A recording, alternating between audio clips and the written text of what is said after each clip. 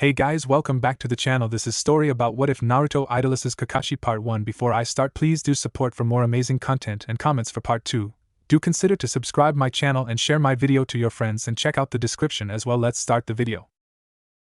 Naruto was bored and mentally drained. He had the nine-tailed fox in him. The Kyuubi, the creature that destroyed his village, most likely killed his family, if they didn't abandon him because they thought him a demon, and brought suffering on thousands. His two teammates, Sasuke and Sakura, ignored him like always as their sensei was 3 hours late. I bet they hate me too, Naruto thought in sadness.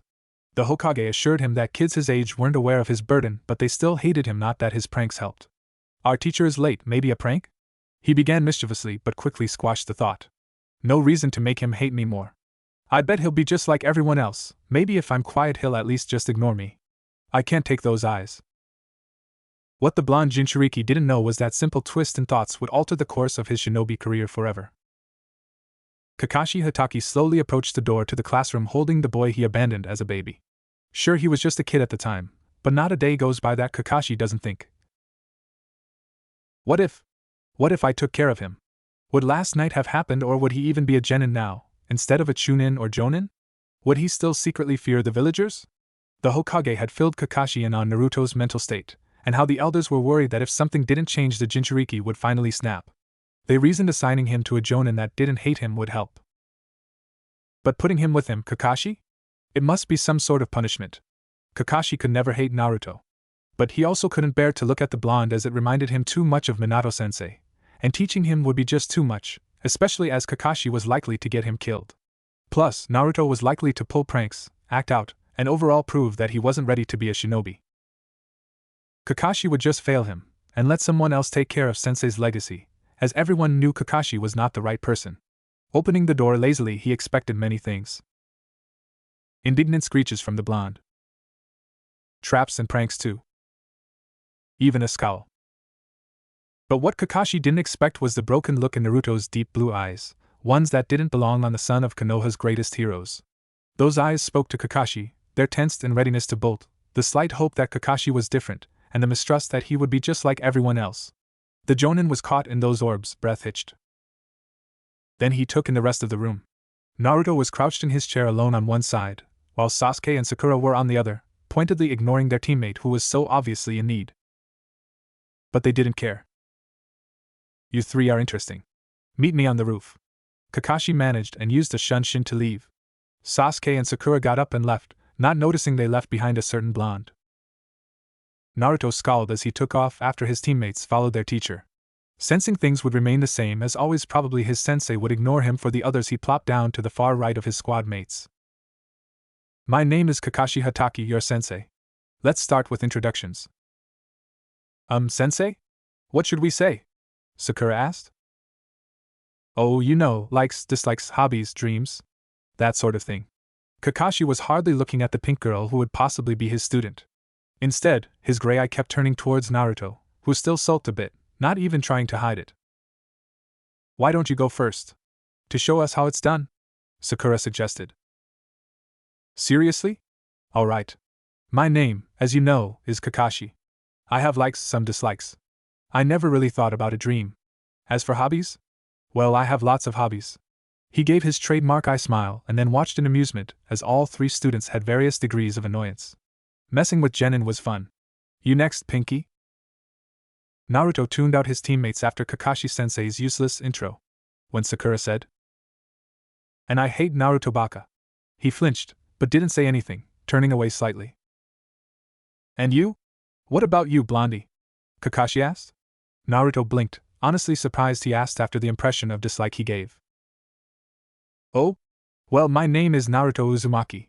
I like ramen, it's filling and cheap. The old man, the Ikarakas, and Irika-sensei because they acknowledges me, and my hobbies are gardening and trying new flavors of ramen. And training, but no one will believe that. I hate cold eyes, and the 3 minutes it takes for ramen to make. My dream is to be Hokage, so that everyone will have to acknowledge me and accept me for who I am. Naruto added the last part with a grin, imagining what life will be like then. Kakashi kept a level gaze on Naruto, ignoring Sakura's slight snorts. Well then, tomorrow we'll see if you three are actually genin. Next evening. As his sensei and teammates walked away while he was still tied to the post, Naruto couldn't keep the frown off his face. They left me. He realized in disbelief. His sensei, Naruto, thought he'd be different. After all that talk about never abandoning comrades, and they abandoned him. Hypocrites. Tears start welling up. He had used his last kunai on Kakashi-sensei earlier, and he wasn't able to use the rope escape jutsu. Mizuki taught that lesson and had sent him on an errand for 2 years in a row during that day in class. With Kakashi. Kakashi frowned as his 2 students continued walking with him, even when he mentioned Naruto still being tied up. That baka will figure something out, Sakura insisted, and headed home. As Kakashi turned to head back to the training grounds, 2 green blobs glomped him. YOSH. My eternal rival. Guy greeted. Hello, Guy, Kakashi said weakly. Who is this? He looked in horror at the smaller version of his friend. YOSH. This is my most youthful apprentice, Lee. He has become like me in every way, almost like a mini-me. Mini-me? Yes. Others treated him like nothing as he was the dead last year, but under my tutelage he's grown to become one of the best genin in our most youthful village. Guy boasted. Oh? Well, I just passed my own team, Kakashi said, not realizing he wanted to boast about his team, even if it was pointless with how dysfunctional they were. Yash! Your flames of youth shine brightly. Perhaps one will take after you as well. Come, Lee, let us run around Konoha 500 times to stroke our youth. Yes, Guy-sensei. Lee. Guy-sensei. Lee. Guy-sensei. Kakashi left as they started running towards each other, not wanting to see whatever it is they were starting. Someone to take after me? Well, if Guy can do it, so can I. But who's Sasuke? He scowled, remembering that though a genius, the boy abandoned his comrade. And Naruto's eyes, Naruto. In haste, Kakashi went towards his final student, intent on rescuing him. Back with Naruto, minutes later. Naruto? Kakashi's voice from behind him made Naruto whip around. Kakashi-sensei? Naruto couldn't believe it, his sensei didn't abandon him. I'm sorry for leaving you. Want some help? The blonde nodded, and seconds later the ropes were cut. Getting the circulation back in his hands, Naruto wipes away his tears. Why didn't you use the rope escape jutsu? Kakashi asked, knowing full well why not. Investigations had already led the Hokage to deduce that several key lessons were sabotaged or outright not taught to Naruto. Mizuki-sensei never taught me that, Naruto admitted. Well, why don't I show you how then, Kakashi offered with his famous eye smile. Really? Yada! Naruto screamed happily and Kakashi winced. He'd have to work on his sensei's legacies, volume, and attire. If Guy could take that Lee kid and get him into the monstrosity, then Kakashi could certainly change Naruto's tastes. Wait, Naruto was malleable. He was technically supposed to be Kakashi's little brother figure. And to be honest, Kakashi had always wanted to pass on his coolness, as Guy called it, to the next generation. With a hidden grin, Kakashi patted Naruto on the head. Why don't we go do some shopping first? When Naruto gave him a puzzled look, Kakashi took it as a yes. Later, Hokage Tower. Team 7 passes, Kakashi announced proudly. The other Jonin and Sarutobi were shocked at the man's words and several tried to dispel a genjutsu. Very well, Kakashi. That makes 3 teams that passed. Train them well, Sarutobi ordered. Soon most of the office was empty save the Hokage, ANBU, and Kakashi. Is something the matter, Kakashi? No, I'd just like you to sign this sheet making one Naruto Uzumaki my apprentice until he reaches Jonin, much like how Minato-sensei did with me. Very well, though I honestly thought you were planning to do this with Sasuke for his sharingan. What changed your mind? Kakashi took a deep breath. Let's just say I think I'm ready to face my past, and if Guy can make one, so can I. The Cyclops chuckled evilly at the last part and used a shunshin. Tiger, one of the ANBU on duty, appeared with Sarutobi's signal. Yes, Hokage-sama? Tenzo, I'm going to assign you to keep a watch on your old captain for a while. Just to make sure he hasn't finally snapped. Tenzo gave a grave nod as he too was a bit worried at Kakashi's last comment, and headed out to observe the enigma of a Jonin. At Ikaraku's. Thanks for the meal. Naruto cheered as Kakashi let him have an all-you-can-eat after a successful trip to the ninja store. His apprentice-to-be it wouldn't be official until Naruto made Chunin dug in, and Kakashi couldn't help but smile from behind his book. Kakashi-sensei, what are we learning tomorrow? Did you say something? he asked in a bored tone. He had to keep appearances up after all. Next day. Naruto tugged on his new attire, a little embarrassed. Kakashi had picked him out proper shinobi clothes, claiming his were just asking for a painful death. The man told him to just wear it the next day to training, that Naruto would see how great the new clothes were. Dressed in a short-sleeved version of his sensei's outfit minus the tilted headband, mask, and Jonin vestache, Naruto did have to admit it was nice. People in the village hardly noticed him, meaningless glares and whispers. Now, as he waited for his teammates to show, the blonde felt a sort of light-heartedness while looking at his shirt, knowing somebody seemed to care for his well-being. PSSH, Naruto, a stage whisper alerted him to the tree hanging over the bridge they were meeting at soon, though either of the two younger teammates showed. Glancing up, he spotted Kakashi crouching in a branch, waving at him. Kakashi-sensei? What are you doing in the tree? Naruto cocked his head curiously. The silver-haired man, I smiled. Stopping you from making a grave mistake. Come along now, we have important business to take care of. Kakashi beckoned him, and took off using the trees, leaving a rather confused Naruto to follow at a slower pace branch from branch. Minutes later, Naruto lands beside his new sensei next to the memorial stone they had seen the day before. Both stood reverently for a while, Kakashi silently talking to his teammates, and Naruto attempting to not fidget. So, what are we doing here, Kakashi-sensei? Naruto finally asked, breaking the suffocating silence. First rule of being my apprentice or student is? Kakashi prompted. The clothes? Exactly. But the next rule is, never be on time for non-emergencies. By never showing up on time, you keep your comrades on their toes. 3 hours is usually enough, the older shinobi. I smiled again. But if you always show up late, won't they just get used to it, and it won't be a surprise anymore? Naruto pointed out the obvious, only to receive a head pat.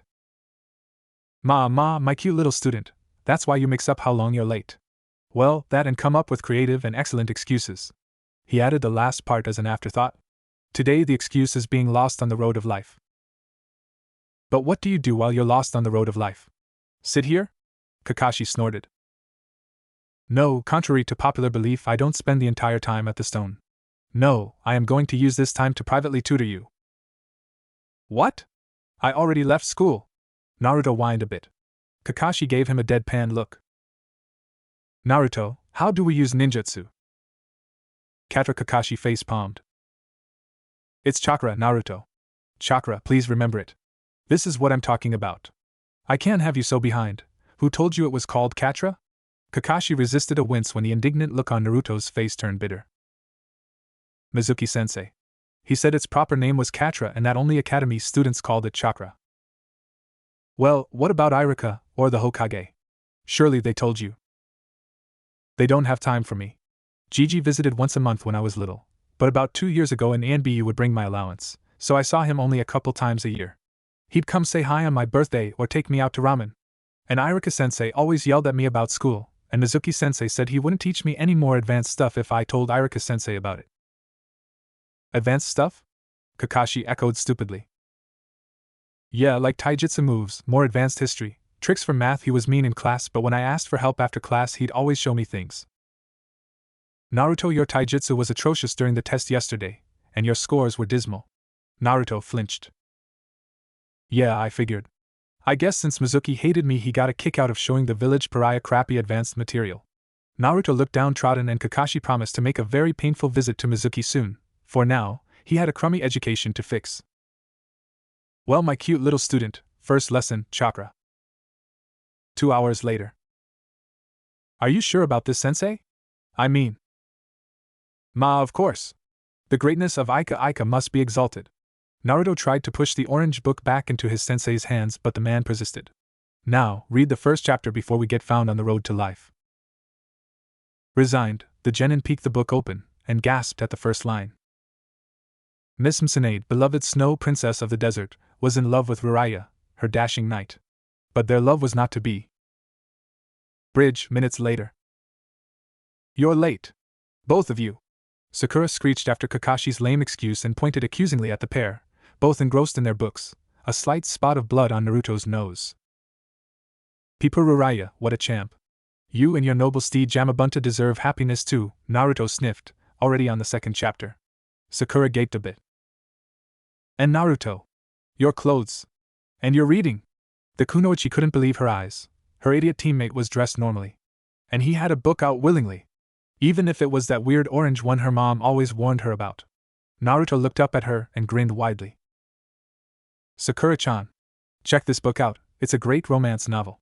Sakura's interest was piqued. She was always an avid fan of romance novels, often imagining herself and Sasuke as the main characters. Really? She asked. Uh-huh. It's amazing. Naruto tried to hand her his book, but Kakashi put his hand on the blonde's shoulder. Now hold on, there's no need. I made sure to buy enough for everyone. Handing Sakura a copy, Kakashi watched on in fascination as the girl began reading. Before long she had a slight nosebleed. Sitting on the ground she became engrossed. Sasuke was slightly disturbed as he watched his so-called team read smut together. A shiver would run up his spine whenever Sakura would giggle or Naruto would wipe a smear of blood off his face. Gazing at the clouds, the Avenger receded into his own thoughts. Oh Sasuke, the sing-song voice of Kakashi broke the internal debate he was having soon after. I have a copy for you, why not bond with your team? I don't have time to read smut, I'm going off to train. Turning away, Sasuke made for a private spot to work on his aim. Sakura noticed him leave and was instantly up, running faster than she ever did in the academy. Sasuke-kun. Wait up, I'll go train with you. She called after her crush, taking Ika with her. Once the pair left, Kakashi sighed. His plan for a light team bonding moment failed. Well then, how about we go try to make you passable at shuriken throwing? 2 out of 10 would kill you quicker than walking into IWA, the Jonin mused and then chuckled at his own joke. Sensei, I don't get it. Naruto tilted his head. Kakashi backtracked fast. Oh? Did you say something? When the predictable huff of annoyance and complaint came, Kakashi knew he'd dodged a kunai. Can't have him guessing his heritage. That would be bad, especially if he's still feeling jolted from the QB. Mission office, next morning. Team 7 requesting their first assignment, Hokage-sama. Kakashi drawled. The Hokage didn't know whether to chuckle or remove Kakashi from his post. For while Naruto now wore something other than orange, him and Sakura Haruno were over halfway through with the first Ika novel. Now, while shinobi could certainly buy the books no matter their age, to read them in the office of their leader during their first mission briefing? Even Sasuke, the famed village brooder, was showing signs of being uncomfortable. The poor boy was alternating from glaring into space and glancing at his team uncomfortably.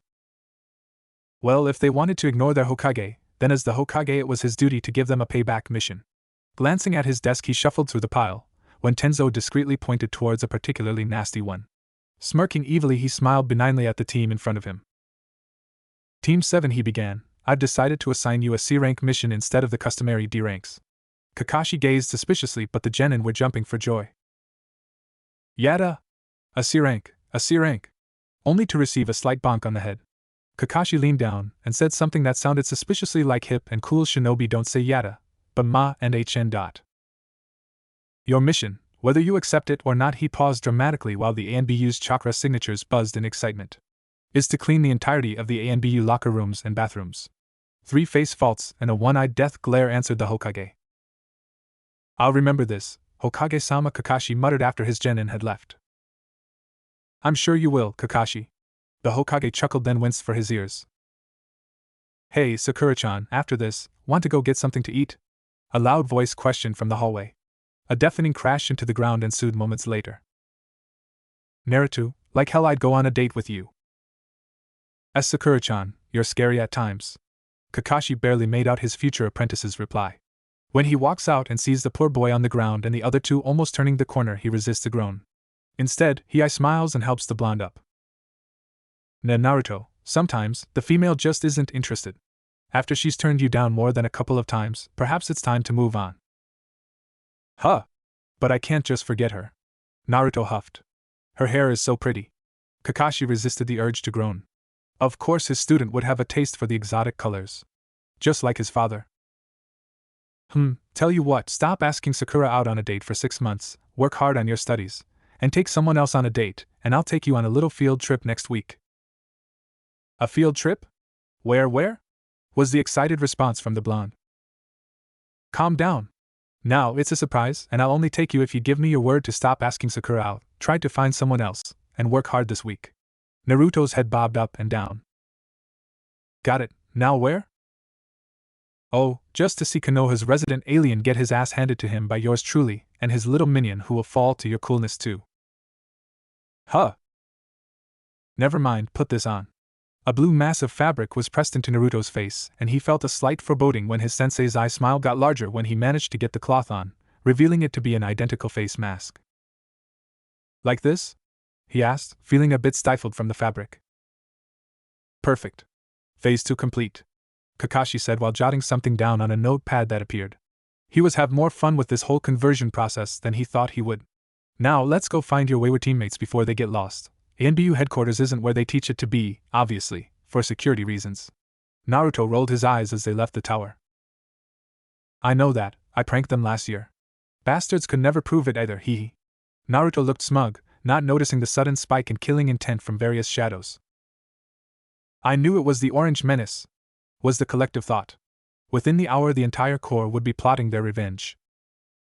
Dozens of ANBU, on and off duty, crowd around the screens covering the bathrooms their old senpai and the Orange Menace were cleaning. A flamingo-masked ANBU had a smug air to himself as the Orange Menace was forced to be the corps' janitor. This will teach him to booby-trap the showers, Flamingo muttered darkly. A wolf-masked ANBU turned towards him, slinging his arm over Flamingo's neck, giving him a noogie. Oh come on, cousin! The little chibi is a genius! I gotta say though, my favorite exploit of his was when he dyed Hayashi-sama's toothpaste pink, and it ended up tinting his lips too. Priceless, I tell ya! Wolf wiped his mask where an eye hole would be to signify laughing. Flamingo sighed deeply. Hikaru, I truly wonder how we are from the same clan, Flamingo said, shaking his head forlornly. Other ANBU sniggered. Look, the Uchiha brat is gonna die, one ANBU proclaimed, calling the attention to what could become the final moments of one Sasuke Uchiha.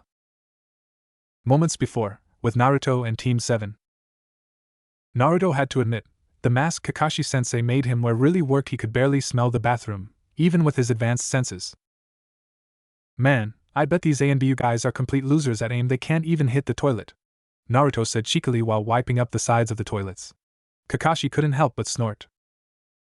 Clone Naruto, don't you think you're a bit hypocritical? I've seen your apartment and bathroom, the Jonin said lazily while turning a page in his riveting novel. Another clone walked by with cleaning solution for the mirrors, this time hinged into Sakura. You went to my apartment bathroom? Cha. The clone dropped the supplies and aimed a sucker punch at the silver-haired Jonin, who easily dodged with an eye smile. Clone Sakuto, no need to be so violent. Good work on mimicking your teammate though, he complimented.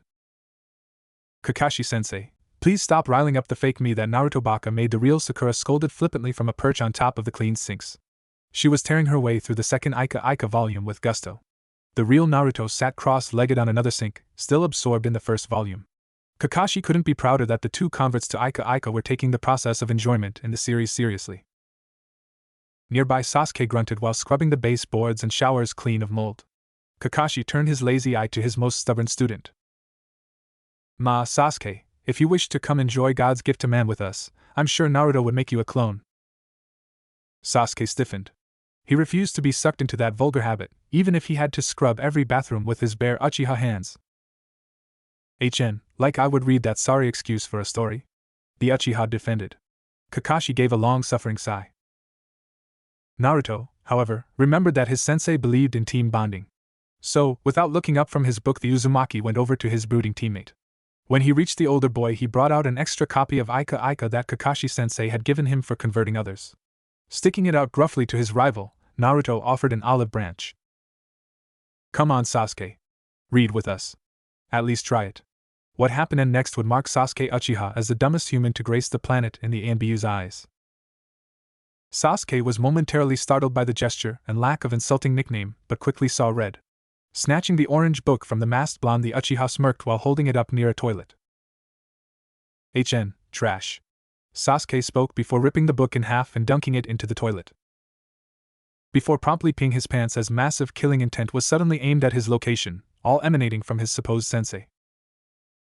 Sasuke-chan, Kakashi spoke with a sickly sweet accent, that wasn't very nice or honorable of you, was it? What do you have to say for yourself?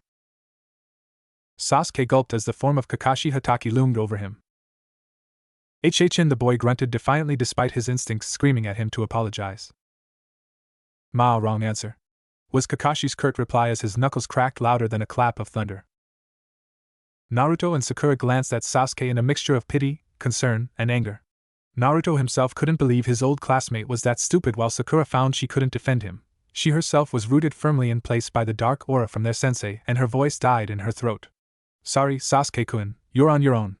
But you're an Uchiha, you'll be totally fine, right? Next day, training ground 7 for M. Faster, Sasuke-chan.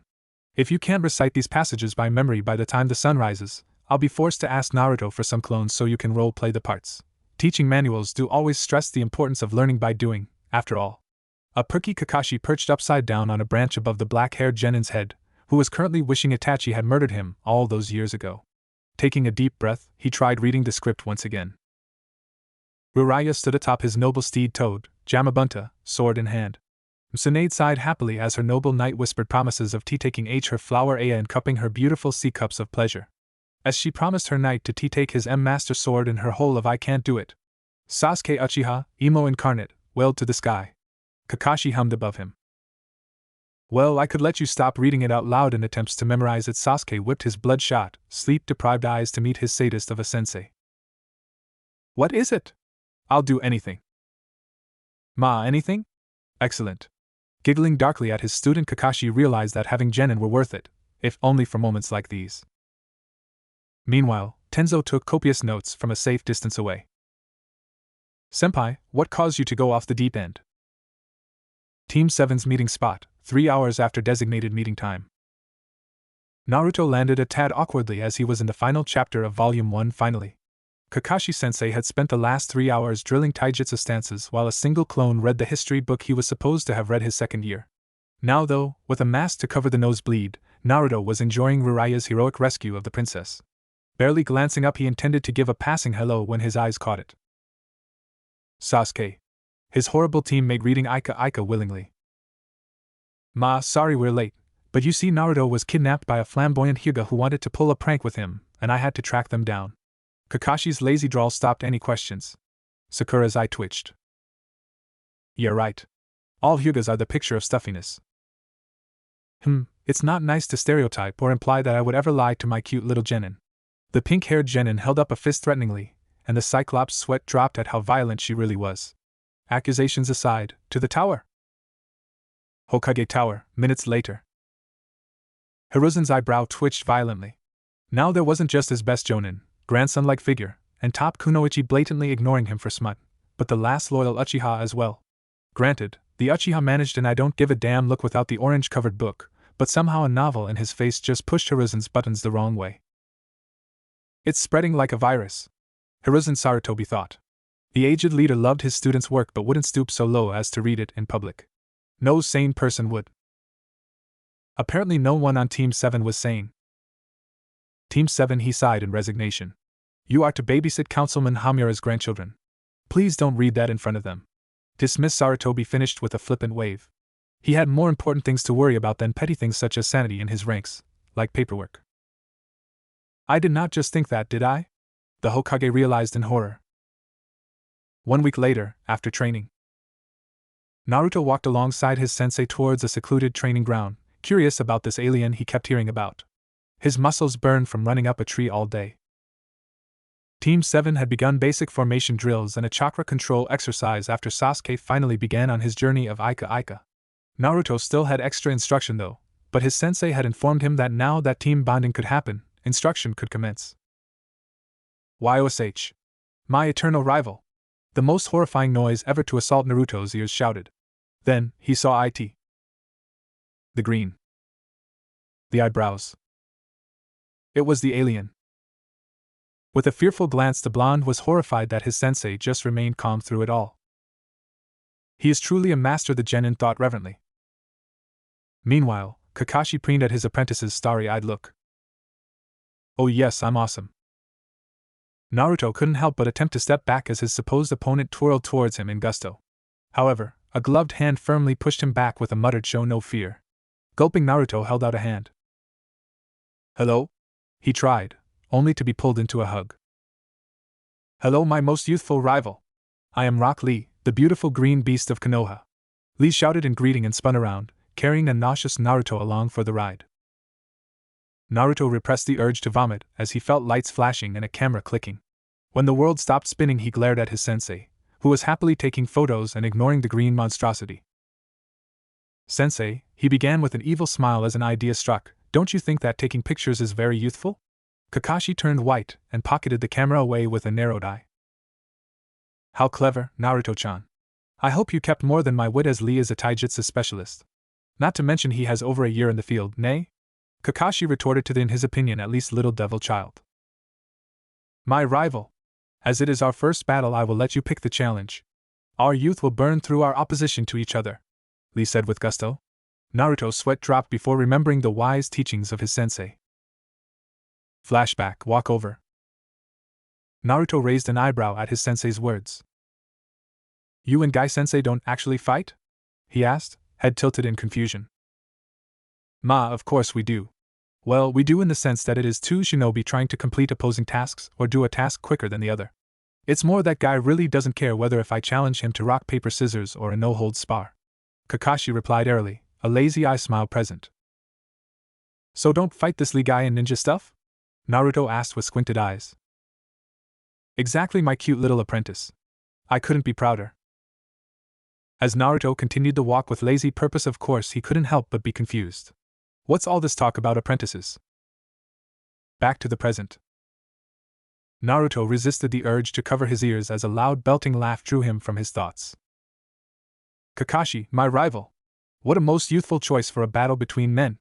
A rock-paper-scissors battle of the ages. Youth against hip. Mano vs. mano." Guy gave another thumbs up. Kakashi sighed, much to Naruto's awe. "Even his sighs are cool," the masked blonde thought. Lee was more vocal in his admiration. "Guy-sensei!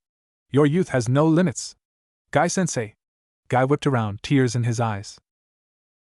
"Lee, your youth burns bright and strong. Oh, Lee!" "Guy-sensei!" Lee said with tears streaming down his face. "Lee!" Might Guy embraced Lee in bone-crushing hug. "Guy-sensei!" Lee embraced back. "Oh, Lee!"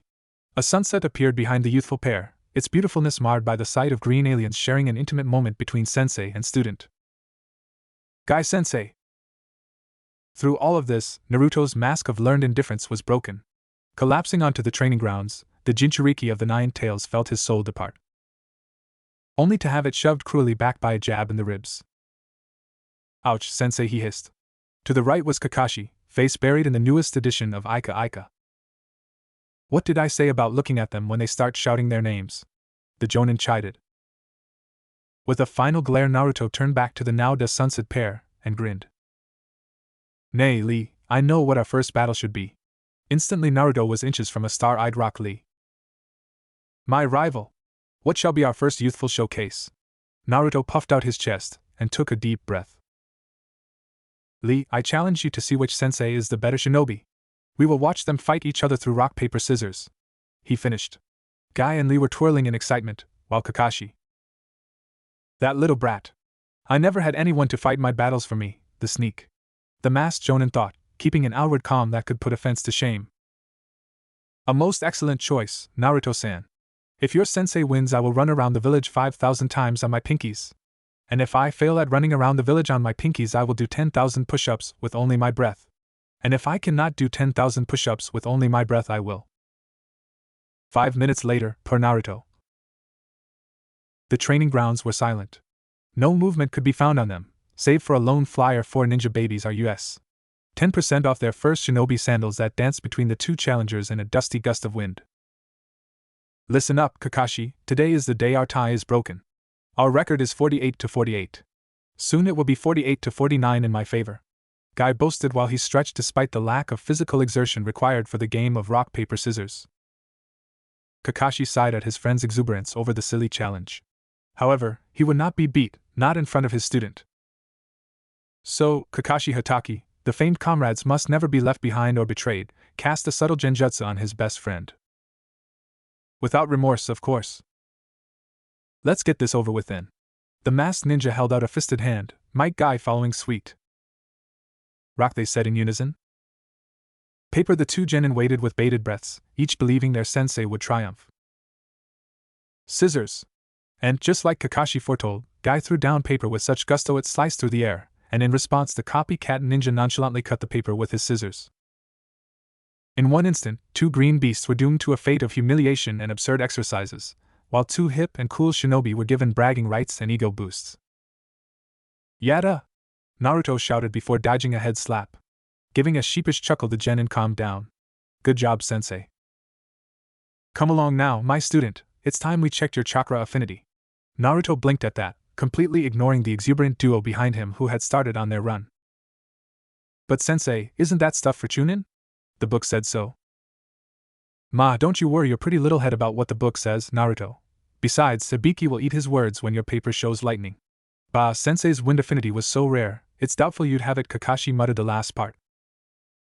Kakashi-sensei? You okay, Naruto asked. Of course, why wouldn't I be?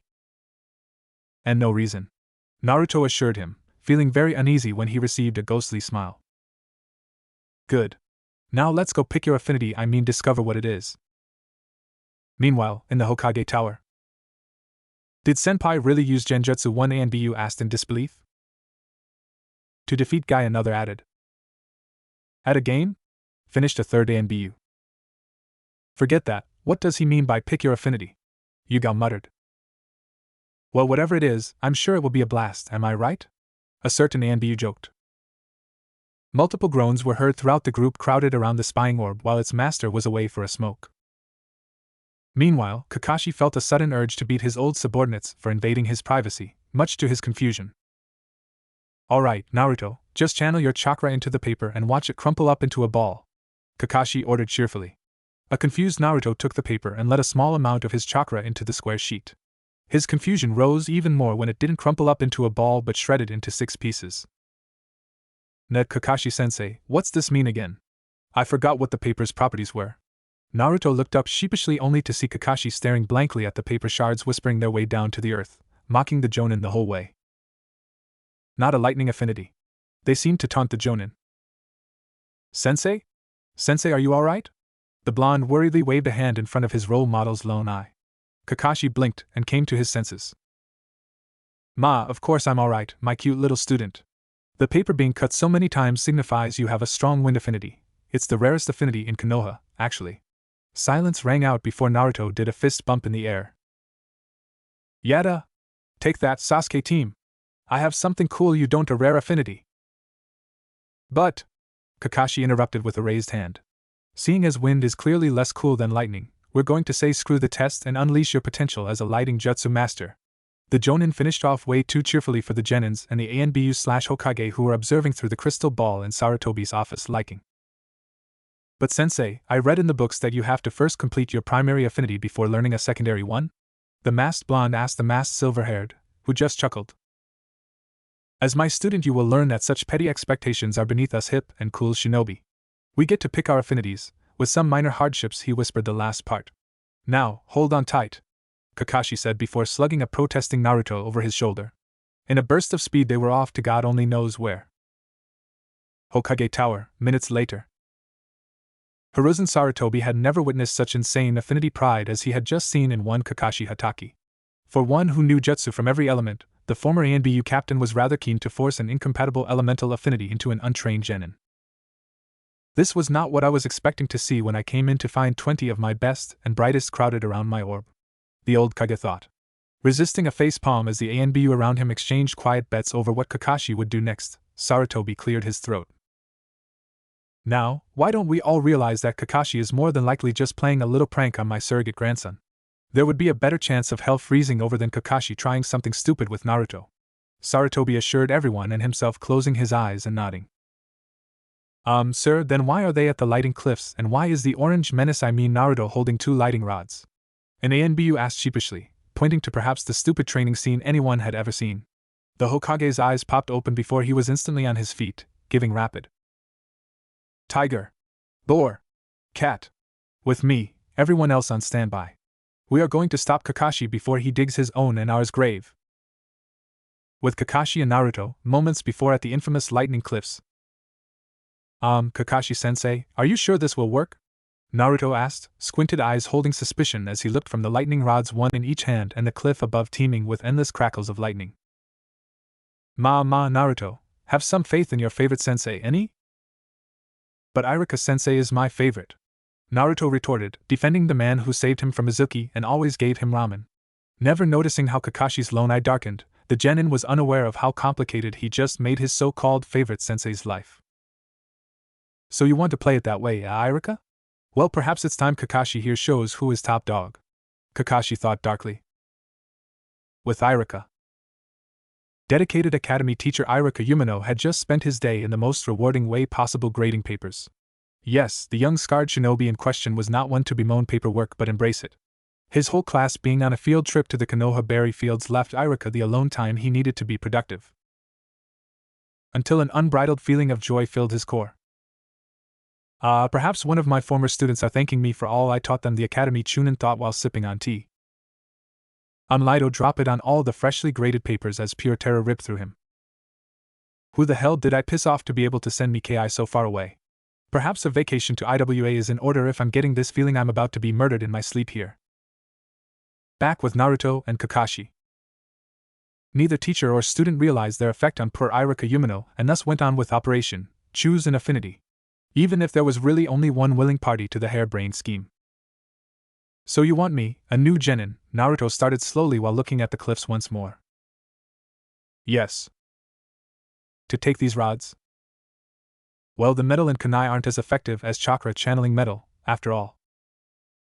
And stand on the cliff, just waiting for lightning to hit me. That would be preferable to nothing happening. Also that I can get a lightning affinity in a way not even you're sure will work? When you put it that way it does sound ludicrous. But this is chakra-infused lightning as the legends say, and you have super healing from your tenant. I'm sure this will work out. Was Naruto's deadpan response. He may be a knuckle-headed shinobi, but he wasn't suicidal. If this works I'll teach you my signature lighting jutsu. Naruto gave a still half-suspicious squint. That will beat Sasuke's fire jutsu. Kakashi added into his offer, carrot dangling so tempting in front of the young genin. See you at the top, sensei. Naruto shouted and used his newly acquired tree walking to race up the steep, awe-inspiring cliff. After all, Naruto was a pre-teenage boy, and a genin, also known as the perfect combination to be easily bribed into doing Kakashi's bidding. With a chuckle at his future apprentice, he had to remind himself antics. The copycat ninja pulled out his favorite little orange book to pass the time before Naruto rewrote what was possible. 5 minutes later. The now battle-ready Hokage and 3 slightly panting ANBU arrive in time to see the completely insane Naruto Uzumaki, the only person holding back their worst nightmare, proudly lift dual chakra poles at an incoming bolt. No! Naruto! Sarutobi shouted over the crackle as his surrogate grandson shouted. Yato, with all the force they could muster, the new arrivals ran up the rocky side, not paying attention to the fact that Kakashi Hatake was doing the same exact thing, worry having won out at the last instant. In the seal. Kurama, the most dangerous and awesome in his humble opinion of the tailed beasts, had been having a wonderful dream that involved him eating Madara and banning ramen for all eternity. Had been was the key phrase as more voltage shot through his seal, leaving his hair sticking everywhere than the time Azura and Indra separated the island of waves using their new toy, the legendary Thunderbolt Kurama's father had crafted for them. Kurama had been sleeping peacefully in a cave for the week when those insufferable brats had accidentally sent a spare blast into his temporary lair. Kurama had never liked those humans. Now, though, the ancient being would have preferred such a shock compared to being woken up for the first time in almost a decade by his new container's stupidity. I swear, Shikaka has it easy being sealed in those jars, Kurama thought grumpily as he glanced through the brat's memories, which only caused him to face Paul. Trying to gain a lighting affinity? What kind of baka thinks this is the way to do it? He thought, this time in utter disbelief. However, checking out the seal for weaknesses and feeling his container's chakra. You have got to be shitting me. The blast not only made his seal stronger but this? I'm going back to sleep. Muttering about the unfairness of the world, Kurama the nine-tailed fox rolled over in an attempt to find another comfortable sleeping position. Back outside the seal. Naruto groaned as he tried to sit up, but felt his Jiji's hand pushing him down. It's okay, Naruto, you're alive amazingly, so just rest, Sarutobi ordered kindly. Naruto's clothes were intact. Kakashi had only bought him the same clothes he used to wear, which were built for lighting users, and the burns were healing up. Naruto nodded along. Kakashi arrived with an eye smile, ignoring the glares of the Hokage and the ANBU, even if theirs were hidden. Walking confidently up to his student, Kakashi put a piece of chakra paper in his twitching hands, not commenting on the singed hair that had specks of white. "Let's try this again," he ordered. "Kakashi, you're lucky he's alive." "Senpai, that's not how this works, you know," the ANBU protested. They were silenced though by Naruto's paper crumbling up into a tight ball. Kakashi didn't comment but patted his student on the head and carried him off, telling the boy that Ikarakus was in his future for a job well done. The ANBU and Hokage were sharing slack-jawed looks. Bor moved to comment but felt Tenzo's hand on his shoulder, signifying to shut up. "I'm too old for this shit," Sarutobi muttered finally, and started walking home, pipe in hand. "And finally, with our lovable one-eyed warhawk." "Well, at least we know the weapon is seemingly unbreakable," Danzo said after a long pause when he received the report. When Tuchiya Chiraka welcomed his favorite customers arrive, the aged ramen chef repressed his shock. Kakashi Hatake, a boy he's seen go from stoic to heartbroken to eccentric currently, was giving the sky the middle finger while muttering something about the universe sucking it as his apprentice gained lighting superpowers. Next to him was Naruto in the rather fashionable getup he had taken to wearing since he became a genin, though Tuchi was sure lighting sparks and the white specks in his sunny blonde hair was new. Dutifully ignoring the fact that every bowl disappeared behind the masks, the ramen stand owner did what he always did and kept the bowls coming. After all, no matter the strangeness of the scene, Naruto alone would fund the way to his retirement, and one doesn't simply annoy their beachfront mansion fund. "Tuchi Gigi," Naruto called after 30 minutes and 20 bowls meeting their maker in the Jinchuriki's stomach. "Kakashi-sensei is paying, so can I have 5 bowls to go please?" Meanwhile, Kakashi Hatake felt his life-saving draining into his apprentice-to-be's stomach and mentally cried as each reel was handed over to a cackling ramen stand owner. "I need to go lay down. Naruto, normal time tomorrow, okay?" The copy nin asked absently and disappeared in a swirl of leaves, bemoaning his choice to treat the legendary ramen vacuum to dinner. "Next time I'll just get Tenzo to pay, the man is rather gullible after all." Kakashi chuckled darkly at his inner thoughts once he reached the safety of his apartment. Meanwhile, Naruto started his toddle home with a bag of ramen and enlarged stomach. Waving to the gleeful ramen stand owner and the genin never noticed the 4 ANBU surrounding him until he bumped into one. "Hey Flamingo team," he said automatically at the sight of his arch-nemesis in the core, Flamingo. The two had been at odds since his childhood when he had accidentally dumped orange sticky paint on the man on his first day in ANBU, also known as Survive the Orange Terror Day in the core, not that Naruto was aware. "Bane of my existence," Flamingo bit out just as instinctively, and the group fell into an awkward silence. The small crowd of ANBU started gathering attention, so the agent cleared his throat.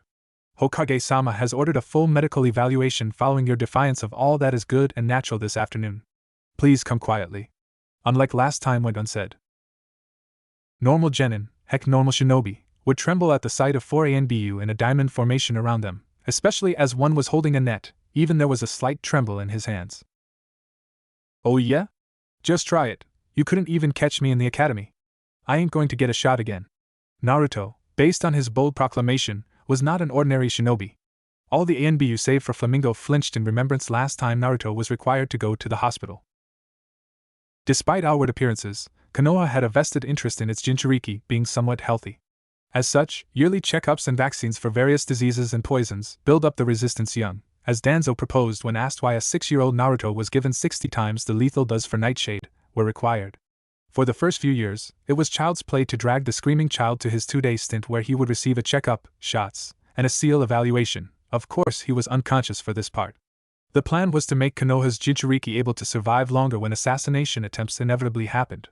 However, over the years it got increasingly difficult to impart the gift of immunity to the brat. Last year it turned into a 10-day-long evasion course by the child who ended up being captured by Irika Yumino and 17 ANBU who needed 15 times the lethal dose of sedatives to take him down for an hour. The night the Blonde Terror was captured had been filled with cheers and alcohol at ANBU HQ. Now though, Flamingo wasn't sure his squad could beat the Orange Menace who could spam the use of shadow clones and tree walking with terrifying ease. No longer did they have that advantage over the brat, much to the ANBU's ire. Hokage-sama insisted on giving Naruto the chance to be mature and head in willingly, hence the wait for Kakashi Baka, Flamingo's personal nickname for his old rival captain, to leave, and a food coma induced Naruto to head out. Too bad for the idealistic Hokage, but Kakashi Hatake was notorious for vehemently hating all things medical, and had instructed his pupil on the art of evading the white coat Thames. "Catch me if you can!" the genin screamed as he switched with a random stranger using a kawarimi before a net could be placed. Flamingo's eye twitched while he began giving orders even as 500 banes of his existence covered the streets. "All units, after the menace! Do not let him reach the forest! I repeat, do not let him reach the forest!" The irate and hysterical captain barked into his headset. Sure, cousin!" The one voice Flamingo didn't want to hear crackled over the radio waves. The Hyuga ANBU ripped his headset out and glared at his subordinates. "Somebody, anybody, get me Irika Yumino. Something tells me he's our only hope." "Yes, Captain," was the resounding reply. With Irika, moments before, at his apartment. One Irika Yumino was finally settled down after settling his nerves from earlier. His mind was in turmoil as he sipped a fresh cup of tea. "Man, I need a vacation if it took 30 minutes to calm myself from a feeling. I'm a beloved academy teacher and Mizuki is in prison. Who could possibly wish me harm?" The oblivious instructor stretched his sore muscles when his friend Deer from ANBU suddenly crashed through the window like a married Ika fan during that time of the month. "Ai," was Irika's shrill reaction. Poising his now empty cup as a weapon, the Chunin prepared to strike the impostor down, as Deer was extremely introverted. "Nani? Irika-senpai, it's me, Haku Sadachi, your childhood friend." Deer removed his mask just enough for his face to be shown. Indeed, Irika's dear friend and Kohai was staring back at him with terror-filled eyes. Irika sighed and set his teacup down. "Haku, what's wrong? Mice are generally louder than you." Haku shifted from foot to foot. "Well, you see, it's about Naruto-san." Irika was across the room and shaking Deer violently. "What's happened? Is he hurt? Did he get kidnapped? Tell me now." Deer turned green under his mask as Irika continued the barrage of questions, and held up his hands for mercy. "Oh, I apologize, Haku. I get a tad overprotective about Naruto. Please, proceed with telling me who I must kill." Haku Sadachi wished his old senpai a pleasant life in hell as he described why Naruto must be captured quickly with a hidden sweat drop. 10 minutes later. "I'll kill that son of a bitch. Let me go, Haku, or you'll become a casualty." Irika struggled against Deer's firm hand. "Senpai, don't you think we should first bring Naruto-san in for a checkup?" Deer asked, ever the voice of reason. That stopped Irika cold. "Of course," Irika said after a moment. "Let's go scoop up my wayward student." "Excellent plan, senpai." "Then it's off with Kakashi's balls." Deer wisely chose not to answer and followed the legendary Orange Menace Tracker as the Scarred Man was known in ANBU. With Naruto. Naruto cackled in glee as he evaded yet another ANBU with a net by switching with clones. Said clone created more Narutos while the original flooded 500 more across the edge of the village. Running through the back streets, Naruto found himself in an abandoned part of Konoha that itched of death from the QB attack. "Though cleaned up, I still get a creepy vibe from this place." Naruto shuddered at the barren ruins. A clone popping itself nearby to warn the original about advancing ANBU made him push forward, however, through an old ramen shop that had obviously seen better days. Going through the store, Naruto saw an open door off to the side with a cellar door. What's this?" He mused aloud when it opened to a dark passageway before shrugging and doing what any preteen boy would do in a shinobi village. He entered it with zero regard for safety. 20 minutes of scurrying later, Naruto was having a blast peeking into the weird rooms that scattered the corridors, though he made a mental note to not go back to the one with severed heads on spikes. Those losers will never find me now." The Jinchuriki boasted in the spirit of adventure only to turn a corner and crash into something solid. Gathering his bearings, the genin blinked and let his eyes go upwards. And thus, Konoha's Jinchuriki staring a confused Danzo Shimura in the eye. "Something tells me I'm not supposed to be here," the boy thought with trepidation. En route's passageways with Naruto. Naruto looked up at the weird bandaged guy in slight confusion, feeling a chill run up his spine. For some reason the man in front of him screamed, "I hate ramen." "Say, mummy man, do you like ramen?" Naruto asked, tilting his head. Back with Irika, and poor Deer. Konoha's resident Orange Menace Tracker was looking in horror at the blonde and white speckled-haired masses. All 500 or so cackling genin were goading Irika with Irika-sensei, which one of us is the real one, and other such immature drabble. The Chunin ignored them all, however, and smirked. "None of you," he said confidently. Every single ANBU in the vicinity stiffened at the implication.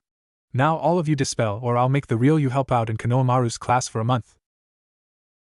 The air hung heavy as the clones contemplated that, then as one they all went poof. Deer mechanically turned to his senpai. Say senpai, if you ever want a pay raise, ANBU has a spot for you. Deer promised. Iruka chuckled nervously and rubbed the back of his head. Heh, I'm happy where I am, but thank you. Now it's time to find my knuckle-headed student. Iruka pulled a small tuning fork from his vest and ANBU surrounded the man. Now, he says while making the Ram's seal, Academy's super secret jutsu, troublemaker tracker. The fork began to glow and pulled Iruka in the direction of run-down portion of the village. Like puppies whose mother held a treat, the ANBU dutifully followed their chunin comrade, one thought shared amongst them. I will bribe this god amongst men for that jutsu. Back to Danzo and Naruto. Danzo Shimura, the darkness of shinobi and most dangerous man in the shadows, blinked back surprise. It wasn't often someone could make him do a double take, but the resident Jinchuriki had done it twice. However, Danzo never looked a gift horse in the mouth, and dredged up from his memory everything his agents told him about the brat. Putting on a kind smile, Danzo looked his future weapon in the eye. Why, of course, young shinobi. Only a monster would hate ramen. Only Danzo's shinobi training kept him from gagging. Truthfully, the root leader abhorred the dish. His late wife had made it every night, and the woman was a rather unique culinary artist. Never had someone burned water. When the Jinchuriki brightened in happiness, Danzo knew he had done the right thing. It was now just a simple case of kidnapping the boy. All for the good of Konoha, of course. Well then, you're clearly not evil, the boy declared in absolute certainty. Danzo raised an eyebrow when Naruto grimaced right after smiling. Is something the matter, Uzumaki? No, well, Iruka-sensei just made every single one of my clones dispel, he admitted sheepishly while rubbing his forehead, slightly dizzy. He never noticed Danzo's eye sharpened slightly. How would you like to learn a jutsu? Danzo stuck the carrot out there. Unsurprisingly, it worked like a charm with the chunin. Yada! Would I ever? You're the best mummy san, Naruto yelled in happiness. To Danzo's horror, there seemed to be stars in the boy's eyes. Funny, I wasn't aware he could cast genjutsu. Wait, why can't Shursui's eye expel it? The root leader was highly disturbed, but took control of the situation quickly. First off, you must follow some rules. Anything, Naruto promised while he followed Danzo through the halls. Rule number 1, you will only address me as Danzo-sama while I am instructing you. Right, Danzo-sama. Second, you will listen to everything I say, when I say it. The blonde had pulled out the Ika novel he had been reading, ignoring the slight sparks that came off the pages due to the ordeal it had went through. Growing a twitch from the clear disrespect, Danzo snatched the book away. Our first order of business is to rid you of your bad habits, particularly the ones that failure of a Hataki has instilled upon you. With a harsh glare, Danzo snapped his fingers and the offending book burst into flames. And that's when the halls filled with a torrent of red chakra. Naruto's eyes were shadowed by his bangs, but the cloak spoke of his feelings perfectly. You mock my sensei, and then you dare to burn the first gift anyone has given me in person. I'll kill you. By the end, Naruto's voice had become demonic and he rushed Danzo's still form with outstretched, clawed hands. With surprising speed augmented by Kyuubi's chakra and accuracy from Kakashi's training, Naruto aimed at the throat. Danzo dodged backwards with great limberness not befitting his years and made a single hand sign. You will cease this immediately, the war hawk commanded. Tree branches that oozed Hashirama cells ensnared the berserk Jinchuriki, and multiple root agents created a semicircle around the blonde. One walked up and knocked the boy out with the blunt end of a kunai. Please tell me our chakra barriers are still up, Danzo said. The one with the kunai nodded. Of course, Danzo-sama. Excellent. Take the weapon to a cell and then prepare a rumor of Orochimaru kidnapping it. That upstart was always too bitter about Minato, so him snatching his son is entirely plausible. Hi, Danzo-sama. The root ANBU bowed and followed their orders to perfection. Soon, I will have a perfectly obedient weapon to destroy Hiruzen with and protect Konoha. Danzo chuckled. It seems karma is finally paying me back for how wonderful I am. With that ego boost, he ambled down the hall and prepared for the endless council meetings this would cause.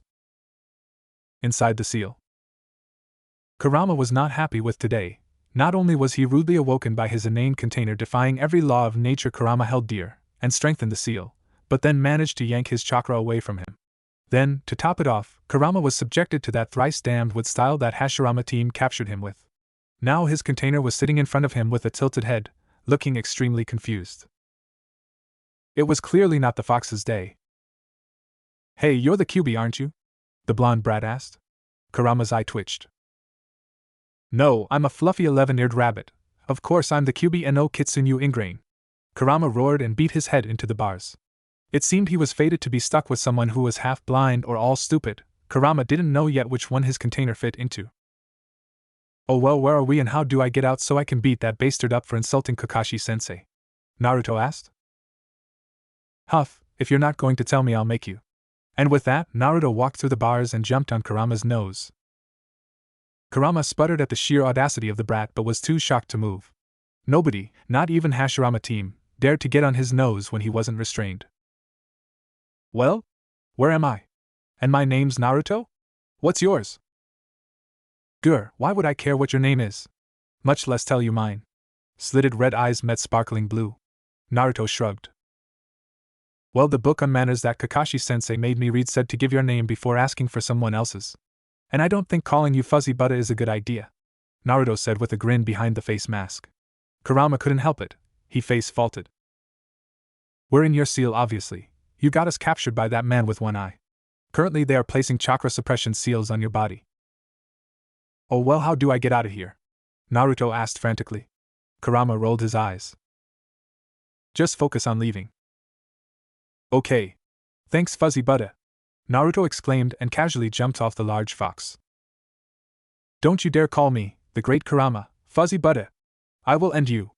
I will flay your flesh and burn your pathetic village to the ground, I will. So your name's Kurama? Cool, later Kurama, I'll come visit soon. With a final wave, Naruto disappeared and Kurama realized he'd been tricked. By a 13-year-old. Who couldn't even control a chakra element yet. Curse you, Naruto Uzumaki. Here the fox paused before adding, and you too, Minato. Naruto sniggered when he woke up in the damp cell alone, glad Kakashi-sensei's lessons on pissing your opponent off into doing what you want paid off. He couldn't wait to tell his sensei about it over ramen. But first, how to get out of here. The room was full of chakra-suppressing seals, as was he, according to Kurama, and he was wrapped in a straitjacket. Too bad, suckers, but Kakashi-sensei taught us all how to get out of such petty restraints. Naruto remembered that day rather fondly, as it was the first time Sasuke lost in a fair contest with him. Flashback. Several days before in the forest. I just spread some bear hormones on all of you. I'd say you have an hour tops before a lonely bear comes looking for love. You have until then to escape, Kakashi remarked viciously, and used a shunshin to leave. Sakura turned to her teammates. Naruto, Sasuke-kun, we have to get out of here. Stiff nods from the males were her answer. How though? Kakashi took away our chakra and weapons and we're in shinobi-grade straitjackets, Sasuke pointed out.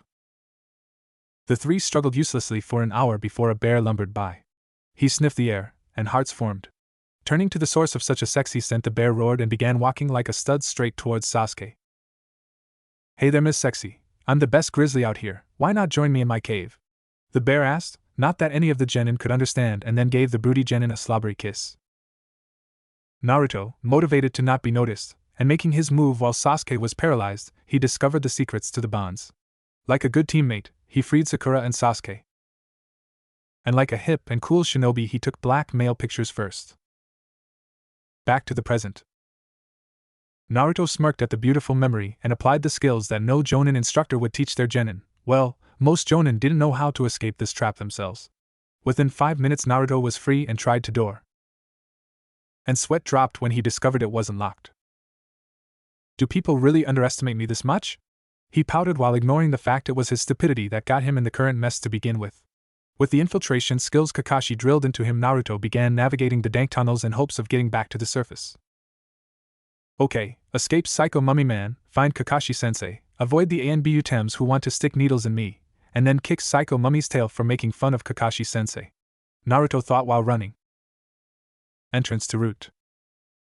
Irika, a dozen ANBU, and Hiruzen, who had joined for the field demonstration of Irika's fascinating jutsu, stared at the corridors underneath an abandoned ramen shop. Flamingo activated his Byakugan on instinct and gasped. Hokage-sama, my Byakugan is blocked from seeing down here. The ANBU reported. Hiruzen went into Hokage mode in an instant, recognizing the structure as one of Danzo's old root bases. ANBU. We are going down into a very foolish yet powerful man's base of operation. One I thought was at least under my control. Follow me and prepare to fight to protect Naruto-kun. Irika stay. A cloud of dust was left where Irika stood only moments ago as the man charged with abandon into the underground tunnels. Here. Hiruzen finished in annoyance. With a sigh he had ANBU follow them as he summoned a bow's staff in preparation. Despite the fact Danzo deserved every last drop of Irika's ire, Hiruzen sent a quick prayer for the old fool. With Irika, minutes later. Irika ran like the kunoichi of hell were on him, knowing Naruto was nearby judging by the way the tuning fork was vibrating. Turning a sharp corner he found his wayward student who looked rather lost. Naruto! He exclaimed and engulfed the genin in a bone-crushing hug. Irika-sensei, what are you doing here? How'd you even find me? Naruto asked through gasps of air. Irika discreetly hid his device into his flak jacket and began berating the boy. You idiot! What were you thinking, running from ANBU, hiding in a bunker? And not to mention, letting yourself get struck by lightning? Naruto gulped. Well, you see, sensei. No, we're going to the hospital right now for a full checkup. Kakashi better have a good explanation for this. Irika started dragging Naruto by the ear. All the ANBU were slack-jawed and deer whistled when the duo passed. No! I refuse! First that mummy man Danzo tries to lock me up, and now you want to take me to that horror house. The blonde dug his heels in and glared at his teacher in defiance.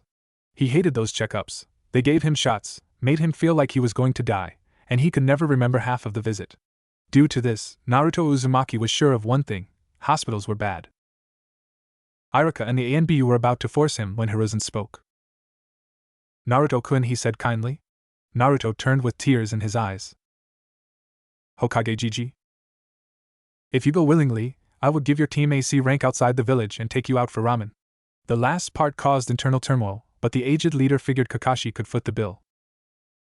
Suddenly it was Irika being yanked towards the exit as the blonde suddenly knew exactly how to get outside. Hokage-sama? Flamingo asked his leader. I know, Flamingo, keep going forward. Naruto confirmed it. I have a former friend to flay. Next day, gates of Konoha. Yada! Another mission! Naruto cheered only to sober up slightly at Kakashi's reminder of hip and cool shinobi don't say yada. Calm down. Our mission is to deliver this. Kakashi holds up a scroll with an official Hokage seal, to our spy master in the land of lightning. It's not time sensitive, so we will be training on the way. Now, let's go before Irika finds me. Notices Naruto left the hospital. With happy smiles from all at the information of a mission and training, Team 7 set off, Kakashi resisting the urge to look behind him, knowing it would somehow summon that demon. Oh, how Kakashi regretted underestimating his opponent for Naruto's favorite sensei. No matter, Kakashi would return stronger and ready to smite the blight that was Irika Yumino. It was his new Nindo. Amongst his thoughts was a dark chuckle at Danzo Shimura's current predicament. Tenzo had promised to save him a private session with the bastard that attempted to steal his precious apprentice. Some days, it was good to be a jonin. On the way to the land of lightning, Naruto was currently glaring at the leaf between his fingers. Kakashi-sensei had handed him a pouch with almost 300 leaves from the village with instructions to make it crumble with just chakra. So far Naruto managed to make his 50th leaf crumble instead of cut on the edges if one squished their eyes closed while under a genjutsu. He thought it was an obvious improvement from 2 days ago when they started out. While Naruto was glaring at his leaf, Sakura was balancing a kunai in her palm for more chakra control. Kakashi would have let her just read a book the entire time, but his cute little apprentice insisted on being fair. Kakashi would have rolled his eyes at the thought, seeing as advanced chakra control wasn't technically in the required curriculum for genin, and Naruto was getting it only because he was to be Kakashi's clone. However, the faster he trained the other two genin, the faster they'd become chunin. The faster they became chunin, the faster he'd have Naruto all to himself. That twisted logic was what led to him having Sasuke read a book on basic escape maneuvers that could be used in the chunin exams, and would look impressive to proctors enough to make him pass, hopefully. His genin would all be chunin their first try, Kakashi vowed. The next 2 exams were in IWA and Kumo, respectfully, and the jonin doubted he'd be allowed to send his sensei's son and Jinchuriki to a foreign nation for exams. Rarely ever did a Jinchuriki go to another nation for their exams. It was basically a surefire way to make your allies, potential enemies, to slaughter mercilessly, be suspicious and send assassins after your village's resident Jinchuriki. No, they would pass this exam. Even Sakura and Kakashi could rest easy knowing he gave the 2 non-apprentices a solid start to being loyal shinobi and kunoichi. Naruto looked at his slightly smug-looking sensei in concern. Why does he keep looking at all of us like trophies? The blonde thought.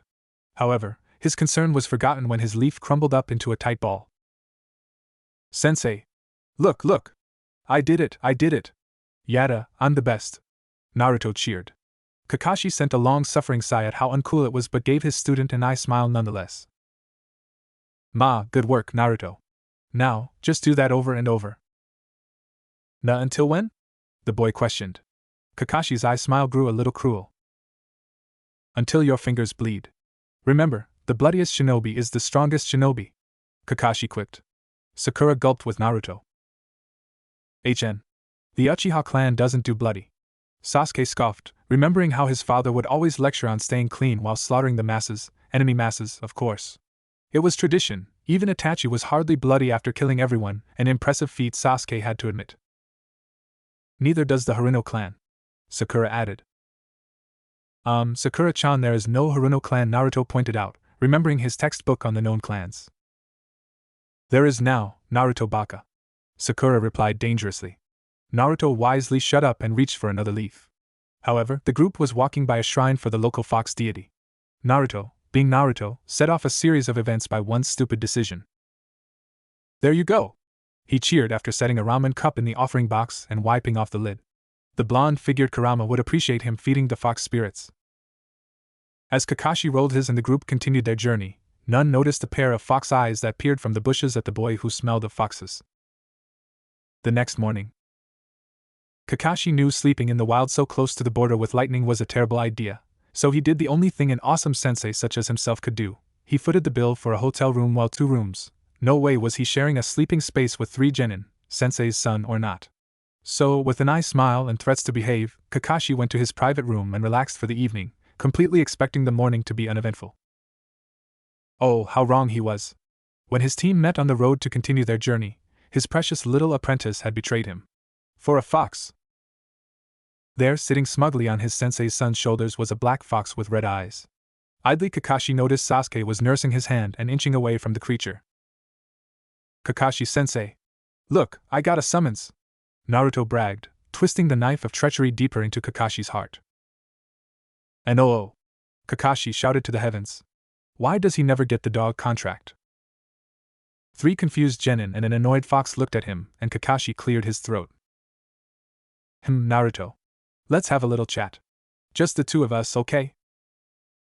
Once they were alone in a nearby forest, Kakashi gave his apprentice to be a hard look. The fox. Explain. Now. Naruto scratched his mask nervously. See, it started like this. Previous night, with Naruto. After his teammates fell asleep, Sakura trying to snuggle with Sasuke, Naruto left the stuffy hotel room for the cool night air. The moon was full and the lush forest around him felt like home. PSSH, kid? A voice called from a bush. Naruto jumped up, scared out of his wits. Ha!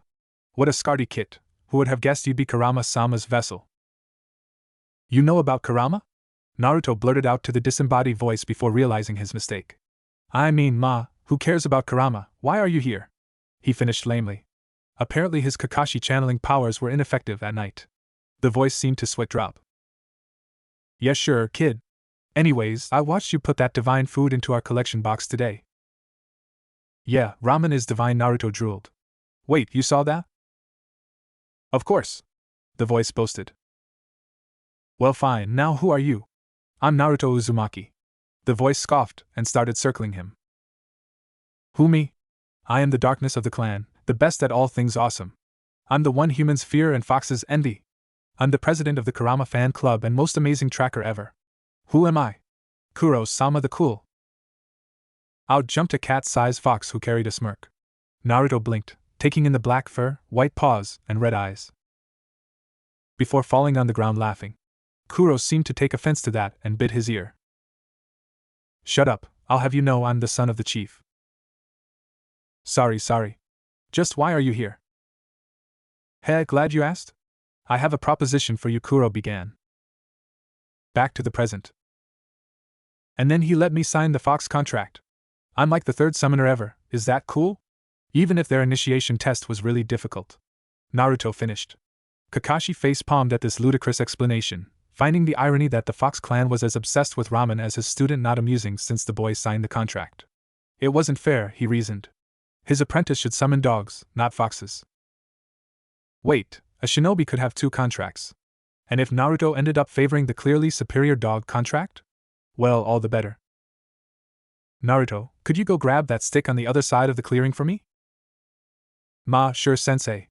Naruto chirped in as cool of a voice as he could, walking somewhat lazily away.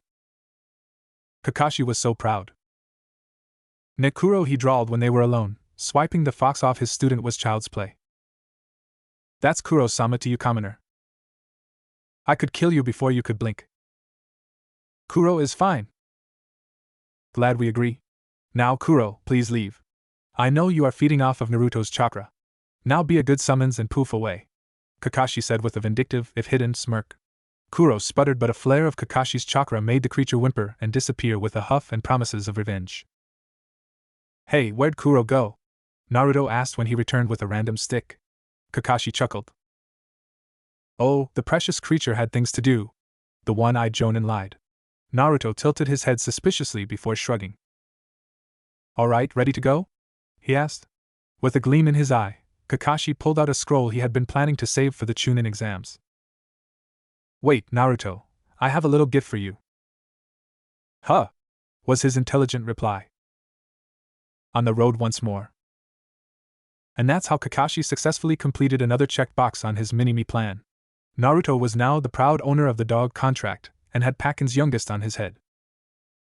Unlike most clans, the dog contract was not connected to every summon in their species, but rather smaller packs, each holding 30 to 40 canines at any one time. Kakashi and now Naruto was affiliated with Pakin's pack and would have access to any of the adults in the pack, even if Kakashi himself only summoned the same elite few. Naruto was being primed for the next generation. If the pup would stop letting the puppy chew on the white strands in his hair like a pansy, that is. Oh well, he can learn to be the boss of them after the mission, I suppose, Kakashi lamented. Sasuke looked absolutely livid at the idea that the former Dobe had 2 summoning contracts, but Kakashi quickly corrected that by dangling a fire dragon jutsu scroll in front of the Avenger. It would take the boy weeks to learn, and thus out of Kakashi's hair, as it should be. Sakura looked miffed at not getting something, so Kakashi just had to part ways with an easy genjutsu scroll. It would be enough to get them through the exams, hopefully. Oh, the things he did for the ungrateful brats. Hey! We're here! Naruto shouted, pointing at the hot spring they were supposed to be meeting the spy master at. The blonde was excited and didn't even notice when the puppy puked in his hair from motion sickness. TSK, no need to shout. Now let's get this over with, Sasuke ordered. Ma, why don't you 3 go eat lunch in town, any? I'll go to the meeting and we can leave within an hour. You don't want us there, sensei? Naruto asked, downtrodden. Sakura shared his expression and Kakashi began to sweat. No, but it's boring. Now shoo, he replied. How could he tell them that Jiraiya was the spy master, and no doubt would want to meet Naruto? No way in hell, not if Kakashi had something to say about it. The literary genius would probably try to pass on the Toad contract and make the boy his apprentice. Jiraiya wrote genius literature, and Kakashi would hate to have to kill the man. Nobody messed with his apprentice. Nobody. Oh, alright. Let's go, guys. Sakura relented and led her teammates away, Naruto suggesting ramen. Meanwhile, in the seal, Kurama banged his head against his cage's wall in outrage. How dare that disgusting group of half-wits trick his moronic container into signing the contract? I should have killed them when I had the chance. The Kyuubi chastised himself, hating that he showed mercy all those centuries ago. Less than 100 years after Kurama was unsealed from his father, a group of fox kits stumbled into his napping place. Normally Kurama would have eaten them, but the kits called him Kurama-sama and worshipped him. It was nice after being alone and grieving, so in his infinite wisdom he taught them about chakra and how to speak human. Then they never wanted to leave. The first batch of the foxes were cute. The 20th? Not so much. But Kurama couldn't just kill them, it was too evil. So, he snuck out like a coward one night and ran to the other side of the continent. Since then, they've spread like viruses. No matter how many he killed or threatened, they just kept popping up everywhere. When Mito sealed him, he thought he was free as her status was secret. It was the only good thing about being sealed like his pathetic siblings. Until now. Now, his idiotic container became their summoner and friends with his fan club's president. It was an outcry. Time to try to talk Naruto into slaughtering them. Yeah, maybe killing them at their source would work. Contented, Kurama curled up for another nap. Back outside, with Kakashi. After his genin left, the jonin strolled into the hot springs bar and ordered the Gamma special as was the code. The bartender gave a subtle nod and soon Jiraiya was sitting next to him. Strangely enough, all the patrons left. Jiraiya-sama. Kakashi lifted his glass. Jiraiya grinned, his words seeming to be bigger than Kakashi remembered. Oi brat. Sensei didn't tell me your team would be the messenger. Where's the kids? I've been meaning to meet my godson. The Sannin inquired. Kakashi lazily slid the scroll he'd been protecting over. They're occupied and we're on a schedule. Nonsense. I'll even pay for your team to sleep at the hot spring for the night. Heh, perhaps he could start summoning, or the Rasengan. Absolutely not. He's my apprentice, and as such I'll be teaching him the Rasengan. Kakashi bit back, affronted. Now you listen here, brat. There's an organization called Jiraiya started before he was cut off. Kakashi-sensei. Help Team 7 shouted as one as they bolted into the restaurant as one. A shark guy tried to EQS. All three sported minor wounds, Naruto having yellow-colored hands. Kakashi was alert and was about to order them to calm down and tell him exactly what happened. But then Kisame Hashigaki, notorious S-ranked criminal, appeared in the doorway with different colored paints on his strange cult-like robe. The red clouds were a nice touch though, Kakashi admitted. Nobody pranks Kisame and lives. Nobody. Now come here and die like men. Of course Naruto would prank an S-class nin, of course. Minutes before Kisame barges in the bar, Naruto dragged his disgruntled teammates through the town, following the faint scent of ramen in the air. Naruto, stop! You're making Pakumi sick. Sakura chided, and sure enough the tiny pug was green once more and threatened to hurl. Naruto skidded to a stop and held up the girl puppy. Ma, sorry Pakumi-chan. Let's be hip and cool as we search for the heavenly food. Pakumi pants and wags her little tail, drawing coos from Sakura and an eye smile from Sakura. Sasuke rolls his eyes. Let's just get food and leave. With that Naruto slouches and continues walking, channeling his Kakashi powers to the max. You say something? He asks while flipping out his book. Sasuke grows a tick. Don't change personalities. I know you heard me, dope. TSK, Sasuke-chan, don't insult your elders. I'm over 6 months older than you, Sasuke deadpanned.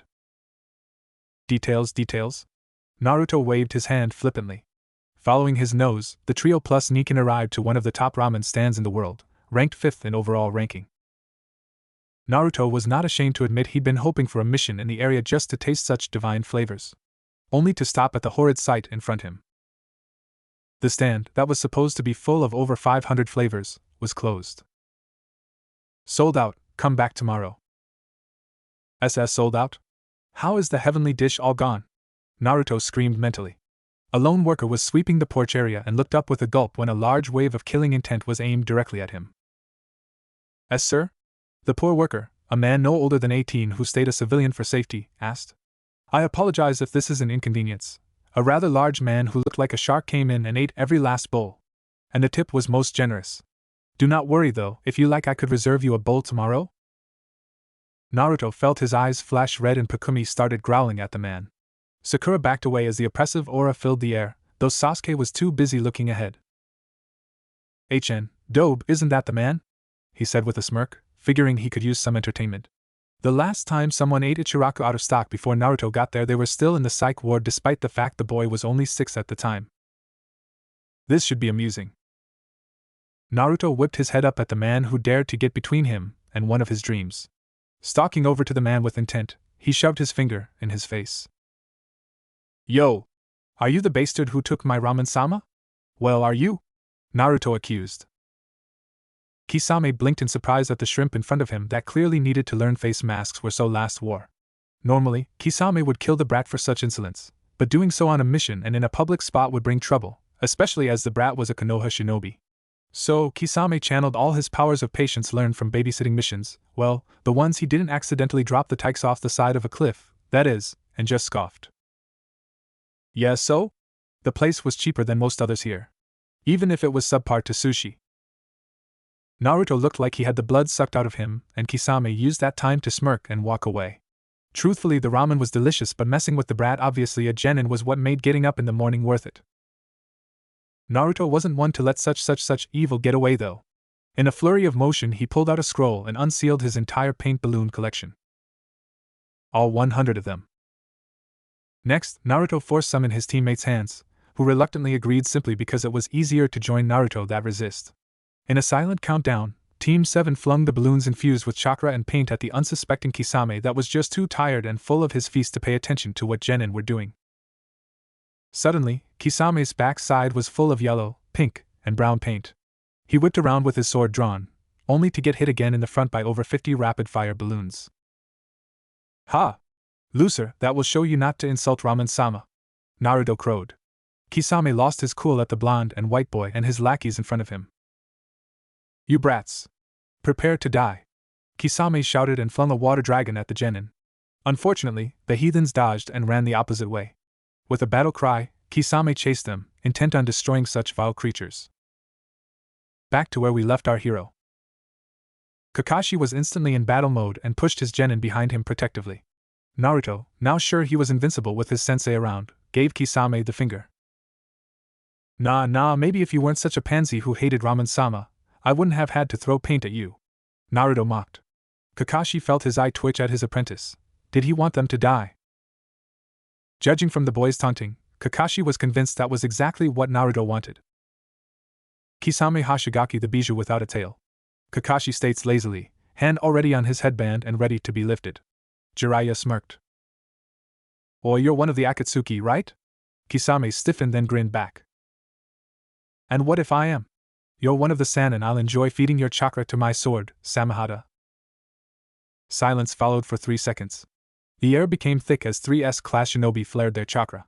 Suddenly, the genin were safely in the mouth of a toad as Jiraiya met Kisame's sword with his wrist plate. Grr. You're pretty quick for an old man. Kisame growled as Jiraiya felt his chakra get sucked out. Kisame jumped back and through the wall as Kakashi pushed a raikiri towards his side. The tree landed outside and met Kakashi's next attack with a bored yawn. You don't know how lucky you are. If I wanted to, you two would have been dead before you could form a hand sign. Jiraiya summoned a toad and engaged the nuke nin in taijutsu. You say something? Kakashi asked despite his apprehension. They had to be careful, as fighting in a foreign country in the middle of the street was potentially dicey political-wise. Kisame grew a tick mark and kicked the jonin away. Tell me where that blondie is so I can kill him, and I might let you live, the shark man demanded. Nope. Where is he? Somewhere safe. With Naruto. When yanked inside a toad that dispels, one does not think to end up in a cushy hotel room. Where are we? Sakura asked after the 3 blinked away their surprise of being eaten. Naruto rubbed his chin and gave an eye smile. His teammates leaned in. I have no idea. Cue Sakura pummeling him. Naruto, you baka! Stop goofing around, cha! Alright, Sakura-chan. An explosion sounded outside and the 3 had to steady themselves with chakra. Pakumi was shaking. Nah, Pakumi-chan, go back, alright? Naruto petted the pup on his head who gladly dispelled. Kakashi is fighting that way, let's go. Are you insane, Sasuke? That guy looked really strong. And he was able to use a water dragon without water nearby. I need strong opponents. To beat him, Sasuke clenched his fists. Naruto looked worried but gulped. Sasuke's right, we can't leave Sensei and that weird white-haired guy who summoned the toad to fight Fish Face alone. Come on, we can take him. With what? We barely know jutsu, Sakura pointed out. In response, the blonde had a wicked gleam in his eye. Now, my dear Sakura. That won't be a problem. Back with Kakashi, Jiraiya, and Kisame. Kisame was having a blast, sending out random jutsu and tearing into the 2 S-classers who dare keep him from his revenge. His only regret was that Itachi was too busy to be there with him. The man had suddenly run out of Pocky when they arrived in the town. With Itachi. Said man was calmly eating his large hoard of Pocky at a safe distance outside town. When he and Kisame had arrived, his orange menace senses went haywire. So, like the fantastic shinobi Itachi was, he ran away in a dignified manner. I wonder what my foolish little brother is doing? I hear he got teamed up with the orange menace shoot. Don't worry, Sasuke, I'm coming. And thus the teen raced back to town, deciding that no matter how much he wanted to run away from Naruto on a prank war, that would hopefully result in either his or Kisame's death, his brother could not get caught in the crossfires. Back to the fight. Ha! The weak are meat, the strong eat, Kisame taunted. Kakashi had a deep gash on his arm and minor chakra exhaustion. Jiraiya wouldn't let them retreat as the idiot wanted to question the man about the Akatsuki. Oh, how Kakashi was tempted to abandon his morals and run towards his students. The trio stood at a standstill on top of a now abandoned house, when Kisame was engulfed in orange smoke. Kakashi was glad his mask hid his smirk as the shark Nin coughed. The problem with shinobi honing their danger senses was that Naruto's pranks didn't seem harmful. In fact, Naruto could rig up a poison-filled trap that would make you sterile while whistling a tune. So when Naruto activated a very complex trap in the middle of battle, Kisame never saw it coming. The shark Nin set his sword on the ground like he always did and tried to wipe the vile substance off his face while trying to use chakra to move through a sticky substance that adhered his feet to the roof. Yada! What a cool sword. Can I have it? Thanks. Naruto grinned as he popped up next to Kisame and darted away with the sword. Kisame mentally smirked as he was finally free and mostly clean, knowing that his awesome partner of a sword would destroy the gaki who dare touch Samahada. Only to gape when the sword purred at the blonde and white. Give me back my sword. Kisame jumped towards the blonde even as the Sannin and Kakashi tried to get there first. A fireball from Sasuke blocked his path momentarily, and when it cleared, Itachi was in front of his target, a knocked-out Sasuke and Sakura by his feet. They were not needed in this conversation. Kisame, what are you doing attacking the Jinchuriki before it's time? Itachi asked in a slightly annoyed tone. Kisame gulped when his partner flashed his sharingan.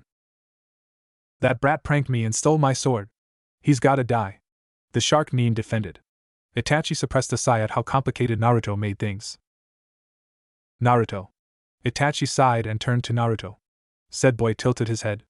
Give Kisame, my partner and very strong shinobi, back his sword and apologize. But it's mine. I stole it and it's mine, that's the rules. Naruto cried.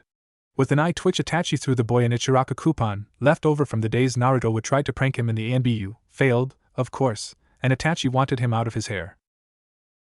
Give Kisame the sword and this coupon for 5 bowls is yours. Instantly the sword was back in the slack-jawed Kisame's hands and Itachi was relieved of the coupon. Let's go, Kisame. I tire of these weaklings. Wait. You're not going anywhere. Kakashi suddenly spoke after getting over his stupor. The copy Nin always took it as his duty to stop his ex-underling. Jiraiya sent a toad tongue to entrap him, laced with sedatives. Unfortunately for him, Itachi burned the tongue before it reached him as he and Kisame disappeared in a murder of crows. Am I in trouble? Naruto asked as he looked around at the wrecked town below. No, Naruto, you're not. Grab Sakura and let's go. We need to get over the border before Kumo sends an investigation team. Kakashi sighed as he picked up the Uchiha. Jiraiya was ready to speak, but Kakashi silenced him with a glare that reeked of don't waste our time, we have to hightail it out of here. Jiraiya then gave a goofy grin and proceeded to still talk. I need to talk to sensei anyways. I'll go with you back to Konoha. Who are you? Naruto squinted his eyes suspiciously. Who am I? Well, let me tell you. I'm. Yo! I felt crazy chakra that went kaboom. And now I'm here as your doom. Fool, ya fool! Cut the Sannin off before he could begin. Landing nearby was someone nobody wished to meet in battle. Kirabi Killer B of Kumo, the Hachibi Jinchuriki. This day just got worse, hasn't it? A suddenly conscious Sasuke groaned. Kakashi was inclined to agree. Finally, on the road with Itachi and Kisame. We could have taken the brat there. Think about it, Itachi. I could have diced his legs off as punishment, and then we would be done with our assignment. Kisame complained. He refused to look at his sword, who seemed to think the gaki should become his apprentice and future wielder. Never mind, the kid had to die for their goals. Even if his chakra and spunk made Kisame wish the kid wasn't a Jinchuriki. No, we will capture the Kyubi Jinchuriki when Leader Sama says it's time, no sooner. It would not do to tip off Konoha more than I already have before we are ready. Now come, there is a job for us. You'll like it, it has lots of fighting. Itachi dangled the temptation and his partner took it. Then what are we waiting for? Those Konoha shinobi were weak, I need a real fight. With that, 2 criminals walked into the sunset, ignoring the spike of bijou chakra in the town and various explosions. It was just another Tuesday in their profession. Naruto had the distinct feeling that he should run, especially since he could hear Kurama screaming for him to do just that. If a giant, egoistical fox demanded him turn tail and run, who was Naruto to argue? Kakashi-sensei? He muttered. Kakashi glanced at his apprentice-to-be and gave a reassuring eye smile so false even Naruto noticed. Yo! Don't ignore the killer bee, or I'll turn you into diced meat. Fool, you fool! Ma, sorry. We're just passing through, nothing to be worried about. Kakashi tried to tell the infamous guardian of Kumo. The man, while appearing goofy, was not stupid. Sure. Then why is Mr. Nine looking mighty fine, wreaking havoc and causing a racket? Be countered. At this point Jiraiya butted in. The Akatsuki started it. The Sannin pointed out. This Akatsuki, who are they? We haven't been able to gather who they are besides the cloaks. Let us go if we tell you, Jiraiya bargained. Maybe. Tell me your information before I go all Commander Badass Mation. Be reasoned. Deal, was Jiraiya's chipper reply. Kakashi resisted a facepalm as the next 15 minutes destroyed any hint of respect in Jiraiya beyond his books. So, we told you everything about this Akatsuki. Kakashi ventured once the explanation was over and B was unusually silent. I'll let you fools go, you fools. But, Kakashi cringed mentally at that last part. As number 8, I have an obligation, you see. B said, no hint of a rhyme in his stony features. An obligation? Jiraiya questioned. Yes. Mr. Nine is young but looks strong. I want a Jinchuriki battle. Jinchuriki versus Jinchuriki. Finally, the 8 will overtake the 9 in time. Lightning seemed to go off in the background, something the copy Nin took a minute to admire, and Kakashi was about to protest and make a break for it with his still unconscious students and giddy-looking apprentice-to-be. Sure. I'll beat you. To first blood? He asked mischievously. Both Kakashi and Jiraiya blanched. Naruto. You're no match for him. You can't even summon its chakra. How do you expect to fight an experienced Jinchuriki? Ma, you say something, sensei? Naruto snarked back and Kakashi was white as a sheet. His precious student was literally asking to die. Kakashi wanted to say something more but B started rapping again. 1-to-1 we will fight. Count to 3 and I'll be right. I have no idea what that means but sure, Naruto said with great cheer. 1. The two said in unison. Jiraiya had a toad summon that took Sakura and Sasuke away, still unconscious. 2. Both Jiraiya and Kakashi had jutsu formed. 3/harem Ika Yuri Jutsu, was the twin calls. Kakashi saw a heavenly sight before blood loss claimed him. Idly, he noticed Jiraiya and Killer B going down with him like true men. Naruto looked down at his opponent in slight disappointment. Sure, his new variation of the harem jutsu was amazing, but to see 3 very strong shinobi go down was disappointing to say the least. With a sigh, Naruto summoned a bunch of clones to help carry his sensei and weird old man to safety, sparing a glance at the other Jinchuriki and giving the unconscious man a fist bump at Kurama's request. Meanwhile, in the seal, Kurama was on the ground of his cage, laughing harder than the time Shikaku was talked into wearing a dress by a human orphan the crazy Tanuki decided to raise. Apparently Shikaku would only let the brat call him mother, as there could only be one father. Thus, the little girl made him a dress, much to the other Biju's amusement. Come to think of it, Kurama thinks that was the moment Shikaku finally snapped. Putting those thoughts aside, Kurama popped into the linked mindscape he had Naruto create with the fist bump, not that the blonde had any idea it now existed, just long enough to mock his less powerful brother about his failure of a Jinchuriki. Maybe having this one for a host isn't so bad now. He associates with those foxes, he has to die. Grr, curse you Minato and your seal. Kurama mused before finally settling down for another nap. Imaginary Madaras don't impale themselves, after all. Back outside the seal, 1 hour later. The masked blonde stared at his still slightly sensei, completely ignoring the white-haired old man who asked him to use the jutsu again. Nay, Kakashi-sensei? Naruto asked after his teacher was silent following the explanation and gave his sensei a drink of water. Yes, Naruto? Any other laws of nature you wish to break? Kakashi growled. It's not that he wasn't proud of his student for beating his opponent through underhanded tactics. He was, as it was so shinobi-like it hurt Kakashi inside by its genius. It's the fact that it took him out as well. If anyone ever found out about Kakashi's defeat using a henge that wasn't even directed at him, he'd be doomed. So, how to handle this? Normally, when one did something that could potentially ruin Kakashi's hip and cool pervert vibe, a chidori to the chest was a brilliant method to deal with the problem. But doing that to his future apprentice and village Jinchuriki, not to mention his sensei's kid, was unethical. Ethics meant nothing to a shinobi, but appearances were important, and killing his student was a no-go. But the boy still blabbed. A lot. He'd no doubt try to tell his teammates, or worse the Hokage, and Kakashi's reputation would be shot. So, sensei, what you going to give me not to tell anyone that you fell to my best jutsu? Naruto asked with a shit-eating grin. That made Kakashi pale. The brat knew his sensei's predicament, and was using their tactics lessons to capitalize on it for his own betterment. Kakashi Hatake was a proud father in that moment. Don't tell anyone and I'll teach you. Nope. Naruto cut him off. A shiver went down Kakashi's spine. You see, there's a certain book series I've been reading. Sakura-chan mentioned there's a super expensive platinum edition of a certain Ika tactics series. The same edition I saw at your apartment last week when we were learning more mask jutsu. No! Kakashi screamed. However, Naruto's hidden grin grew manic. Oh yes. I want them. All of them. Otherwise I'm showing this picture to the entire village. Oh, and I have a spare copy hidden so no stealing. A picture was flashed to the copy nin, of his knocked-out form with 4 Yuri Naruto clones around him naked. The Jonin had no idea when the boy took them, but he was damn proud of his blackmail material.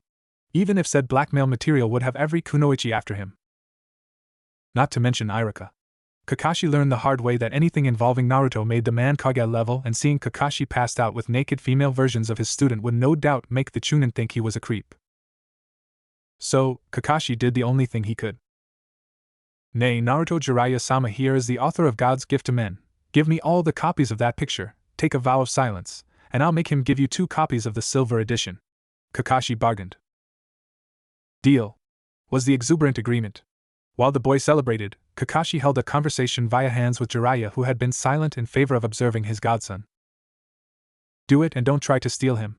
Kakashi signed in warning. Why? Afraid he'll like me more? Jiraiya bit back. The masked Jonin pushed down that very fear. No. But he's not ready for you. I'm his godfather. Jiraiya's hands moved in a blur, flustered. Who he doesn't know. I'm his sensei. Hey, what you doing? Naruto butted in before Kakashi and Jiraiya could come to blows. Nothing.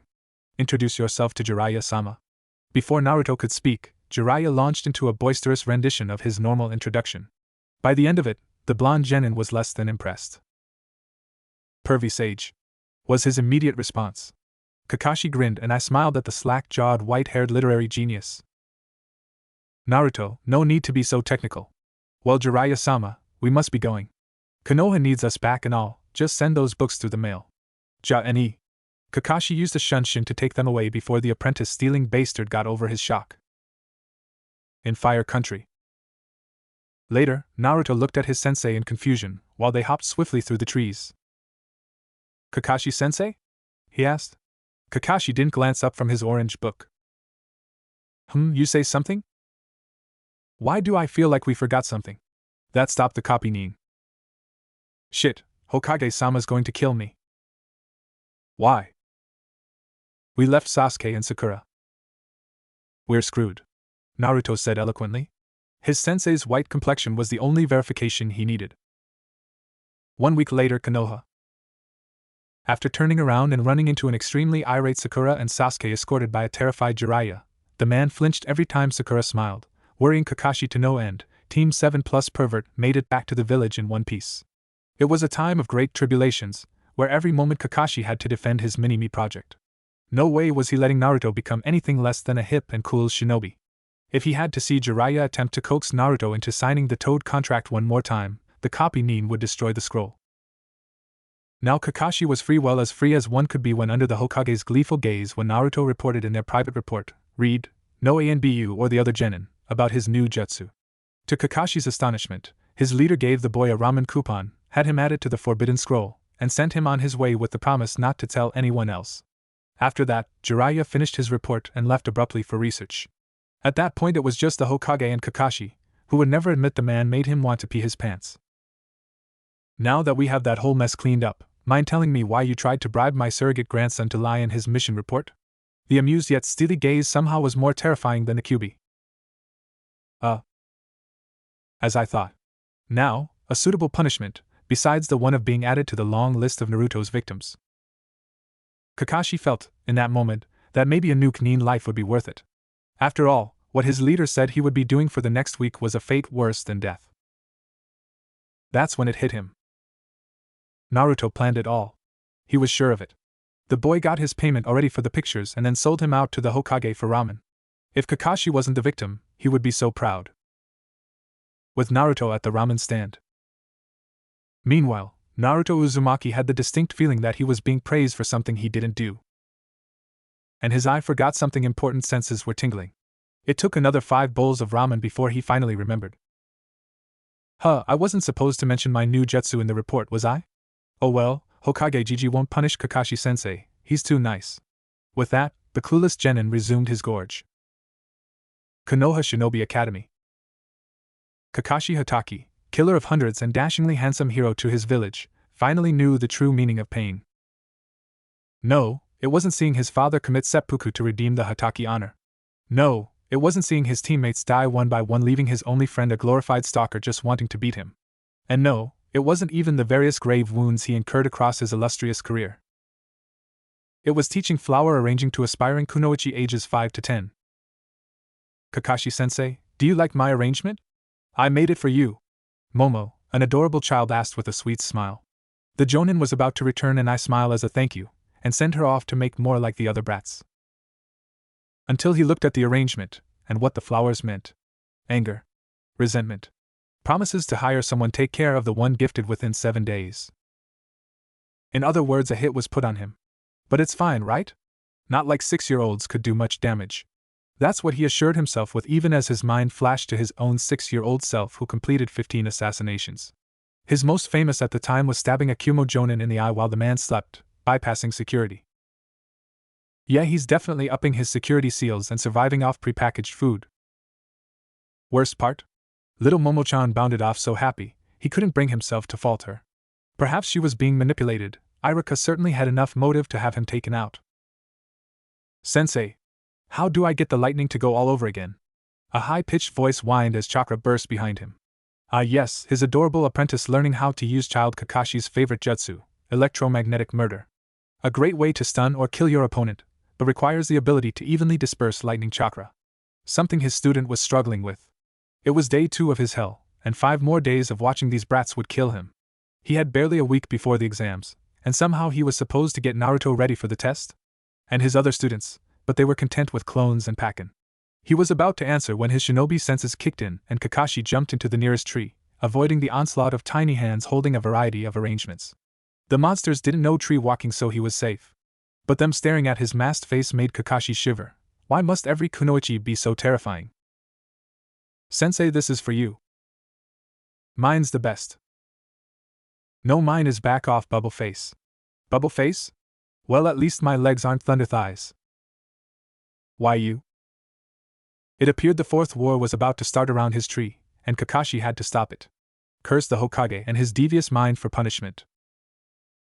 Naruto, take the brats, I mean students, to the south field for arranging a love bouquet. Yes, they could go bother his apprentice to be and 2 other students, and let the jonin get quality reading time. Naruto looked up from his exercise confusedly. What? But Hokage Gigi said you're supposed to teach them, not me. Do it and we'll learn tracking techniques with Pakumi. And instantly 20 clones were made to cart off the she-devils in training, despite their protests. Peace and quiet. Maybe I can survive like this for the next 5 days. Oh, how his words came back to bite him. South Field, with Naruto. When Naruto and clones dropped the children on the grass, protests started to rise. The blonde looked everywhere for his teammates, but they seemed to have disappeared, leaving him alone with children. And of course Sasuke had burned all the grass, not to mention flowers in the field. Meaning the lesson was pointless. If only he could just show the girls some jutsu or play ninja tag like with the Konohamaru Corps. Maybe he could get these kids to call him boss too. So flower arranging sounds stupid, he proclaimed boldly. Instantly protests arose. No, you're stupid. Yeah, why does Konohamaru-kun think you're so amazing? You can't even do that lightning jutsu and my mommy says that jutsu is easy. Moegi-chan is stupid thinking you're so great. And where's the flowers? Hey! Shut up! Naruto shouted, losing his cool. Silence filled the air. That's better. Instead of flower stuff, we're doing here. Naruto trailed off, noticing that none of them had their kunai pouches and the only jutsu they knew was the clone jutsu, something he wasn't going to help with. Naruto let his eyes wander, grinning when his eyes met the tree line. Tree climbing. But we know how to climb trees. A girl Naruto remembered as Momo hesitantly stated. But can you do this? And up Naruto ran the nearest tree without hands. 10 pairs of eyes widened with stars as he jumped back down. Whoa! We could reach Kakashi-sensei this way. The only Akimichi girl shouted. Yeah. And then confess our love. A civilian Kunoichi cooed. No, he's mine. The Yamanake retorted. A 10-way glaring contest that was freaking Naruto out ensued before they turned on him. Teach us, they monotoned. Now the genin was regretting his decision. And then we lift our paws in the air and give blessings to our great Kurama-sama. Kuro chanted. The fox summon sat in the middle of a circle, the kunoichi around him. O Kurama-sama, they chanted back. Yes, don't be afraid to raise your voices. Kuro encouraged. O Kurama-sama. The chants continued. Naruto sat on a nearby branch, attempting to read, but the chanting gave him the heebie-jeebies. He could feel his bijou shooting out wishes for death upon the fox, but at the same time the blonde couldn't help it, he found it adorable.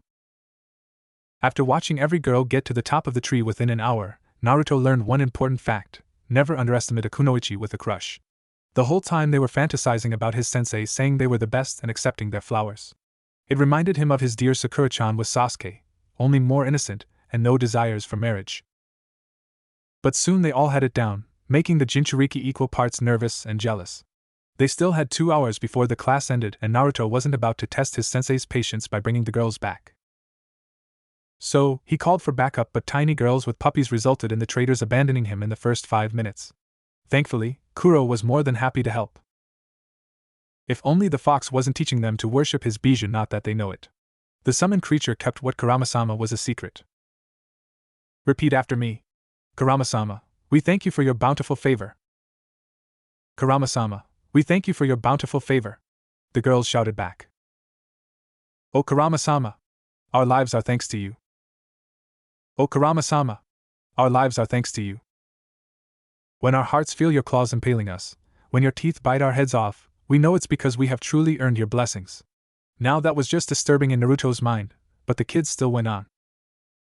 When our hearts feel your claws impaling us, when your teeth bite our heads off, we know it's because we have truly earned your blessings. All the genin could do was pray to Kurama-sama, since he seems to be a godlike figure?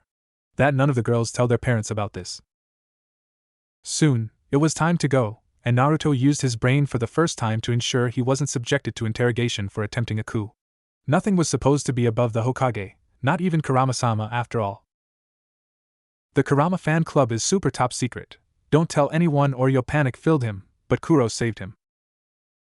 You'll lose Kurama-sama's favor. The ambassador to our idol has spoken, vows of silence must be taken. Thank all that is Ika in this world that his summons seemed to think he was to be listened to and save the day. Okay, Naruto-sama. They caressed. That's boss to you. He cackled and gave an eye smile. Back with Kakashi. Kakashi sighed contently. The sun was starting to set, his clones popped after his 2 non-apprentice genin learned their assigned parts, and no academy brats had bothered him. Hey sensei! A chirp behind jolted the jonin from his lazy reading. Gulping, Kakashi turned his head to see Momo smiling at him in the tree. With all 10 girls at various levels, some hanging upside down by chakra, Naruto was giving him a sheepish eye smile with a snickering Kuro team on his shoulder. Nah. Are you? Too? He growled. His soon-to-be-dead future apprentice gulped. And Masai, you say something, sensei? Girls, you may leave. Me and my adorable student need to have a talk about what is appropriate babysitting behavior. And instantly Kakashi had used Shunshin on the pair, stopping when they reached training ground 7. Shrieks filled the evening air.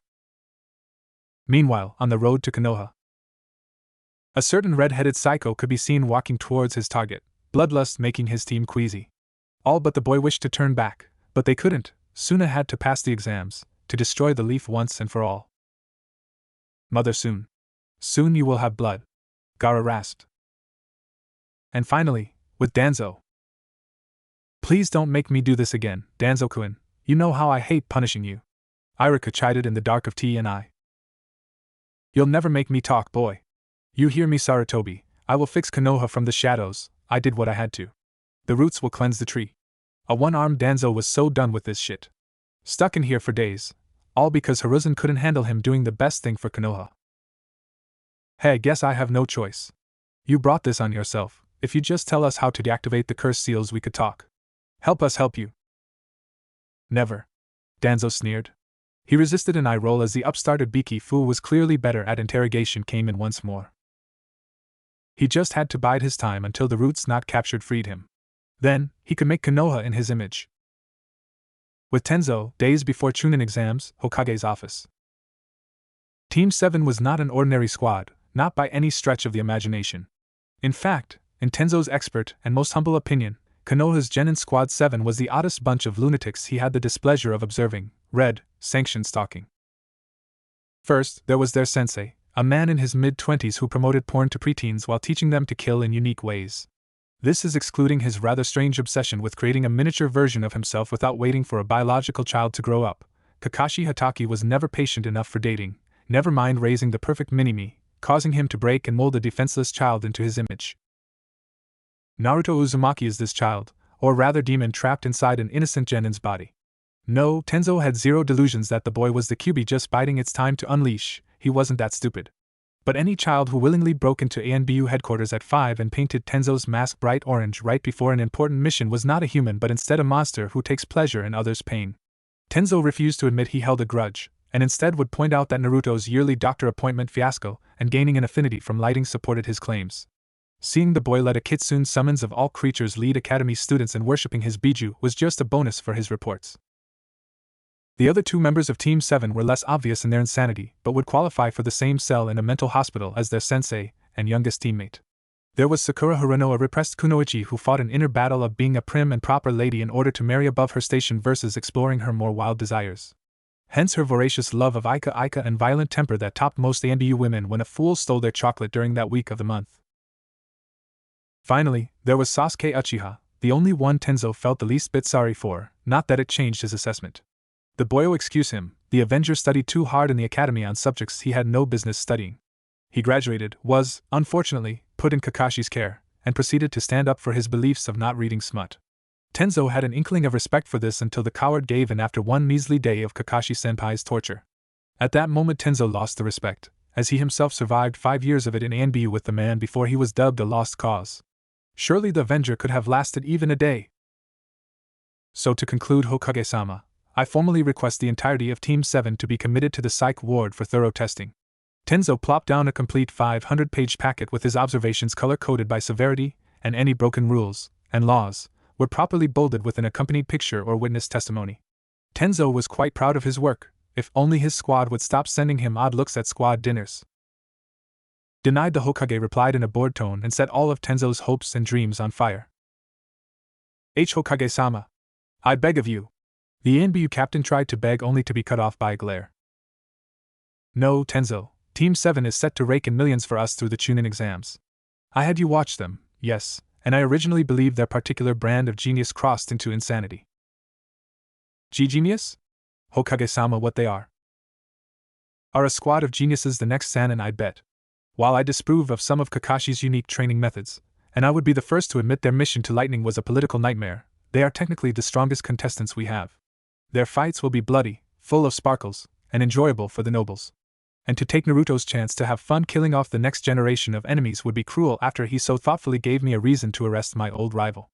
Hiruzen chuckled, finding his ANBU captain adorable in his ranting. His decision to allow Team 7 into the Chunin exams despite reservations were solid, and of course had nothing to do exclusive Ika merchandise being dropped off at his window last week by Pakin and rather talkative Toad. Tenzo looked at his Hokage with a mixture of fear and awe, mentally promising to up his health insurance coverage and upping his property holdings across the continent. One can never be too prepared when Konoha's copy ninja and apprentice to be were involved. Just ask ANBU agent Flamingo, who lost his entire apartment when Naruto tried to summon the Kyuubi to share his ramen 2 days ago but instead summoned 100 foxes and pack of puppies. This of course was by no means the worst incident in the Jinchuriki's file. That particular honor involved mayonnaise, an escaped S-class criminal, and Konoha's ramen supply.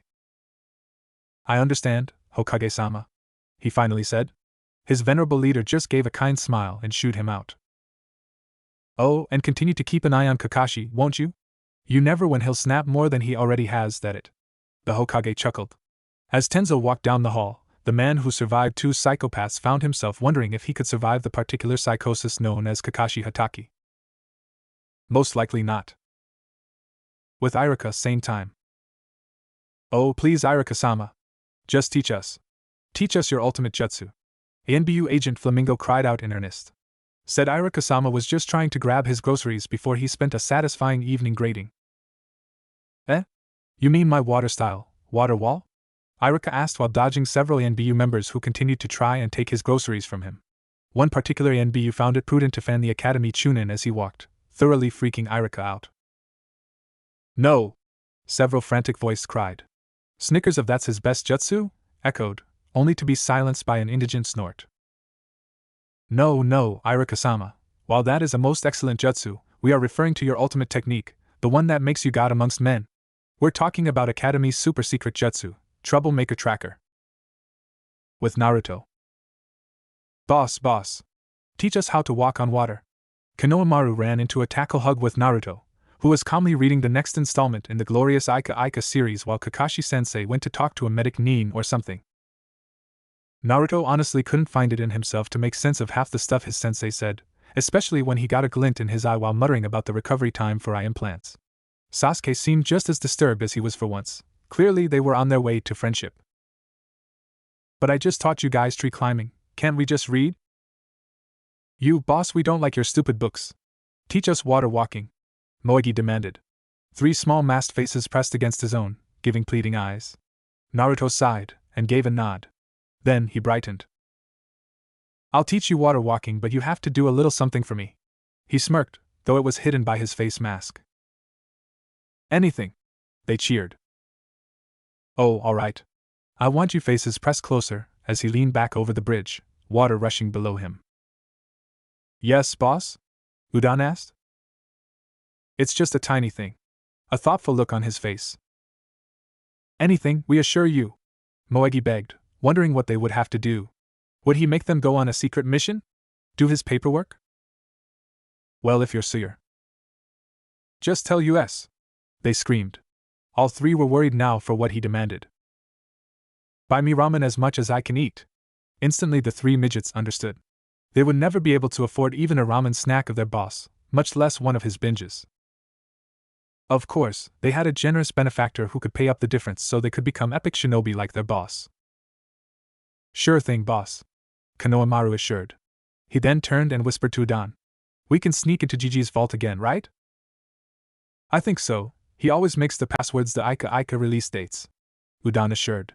With that they set off to follow Naruto, who had taken off at an impossible pace towards his favorite place in the entire world, Ichiraku's ramen.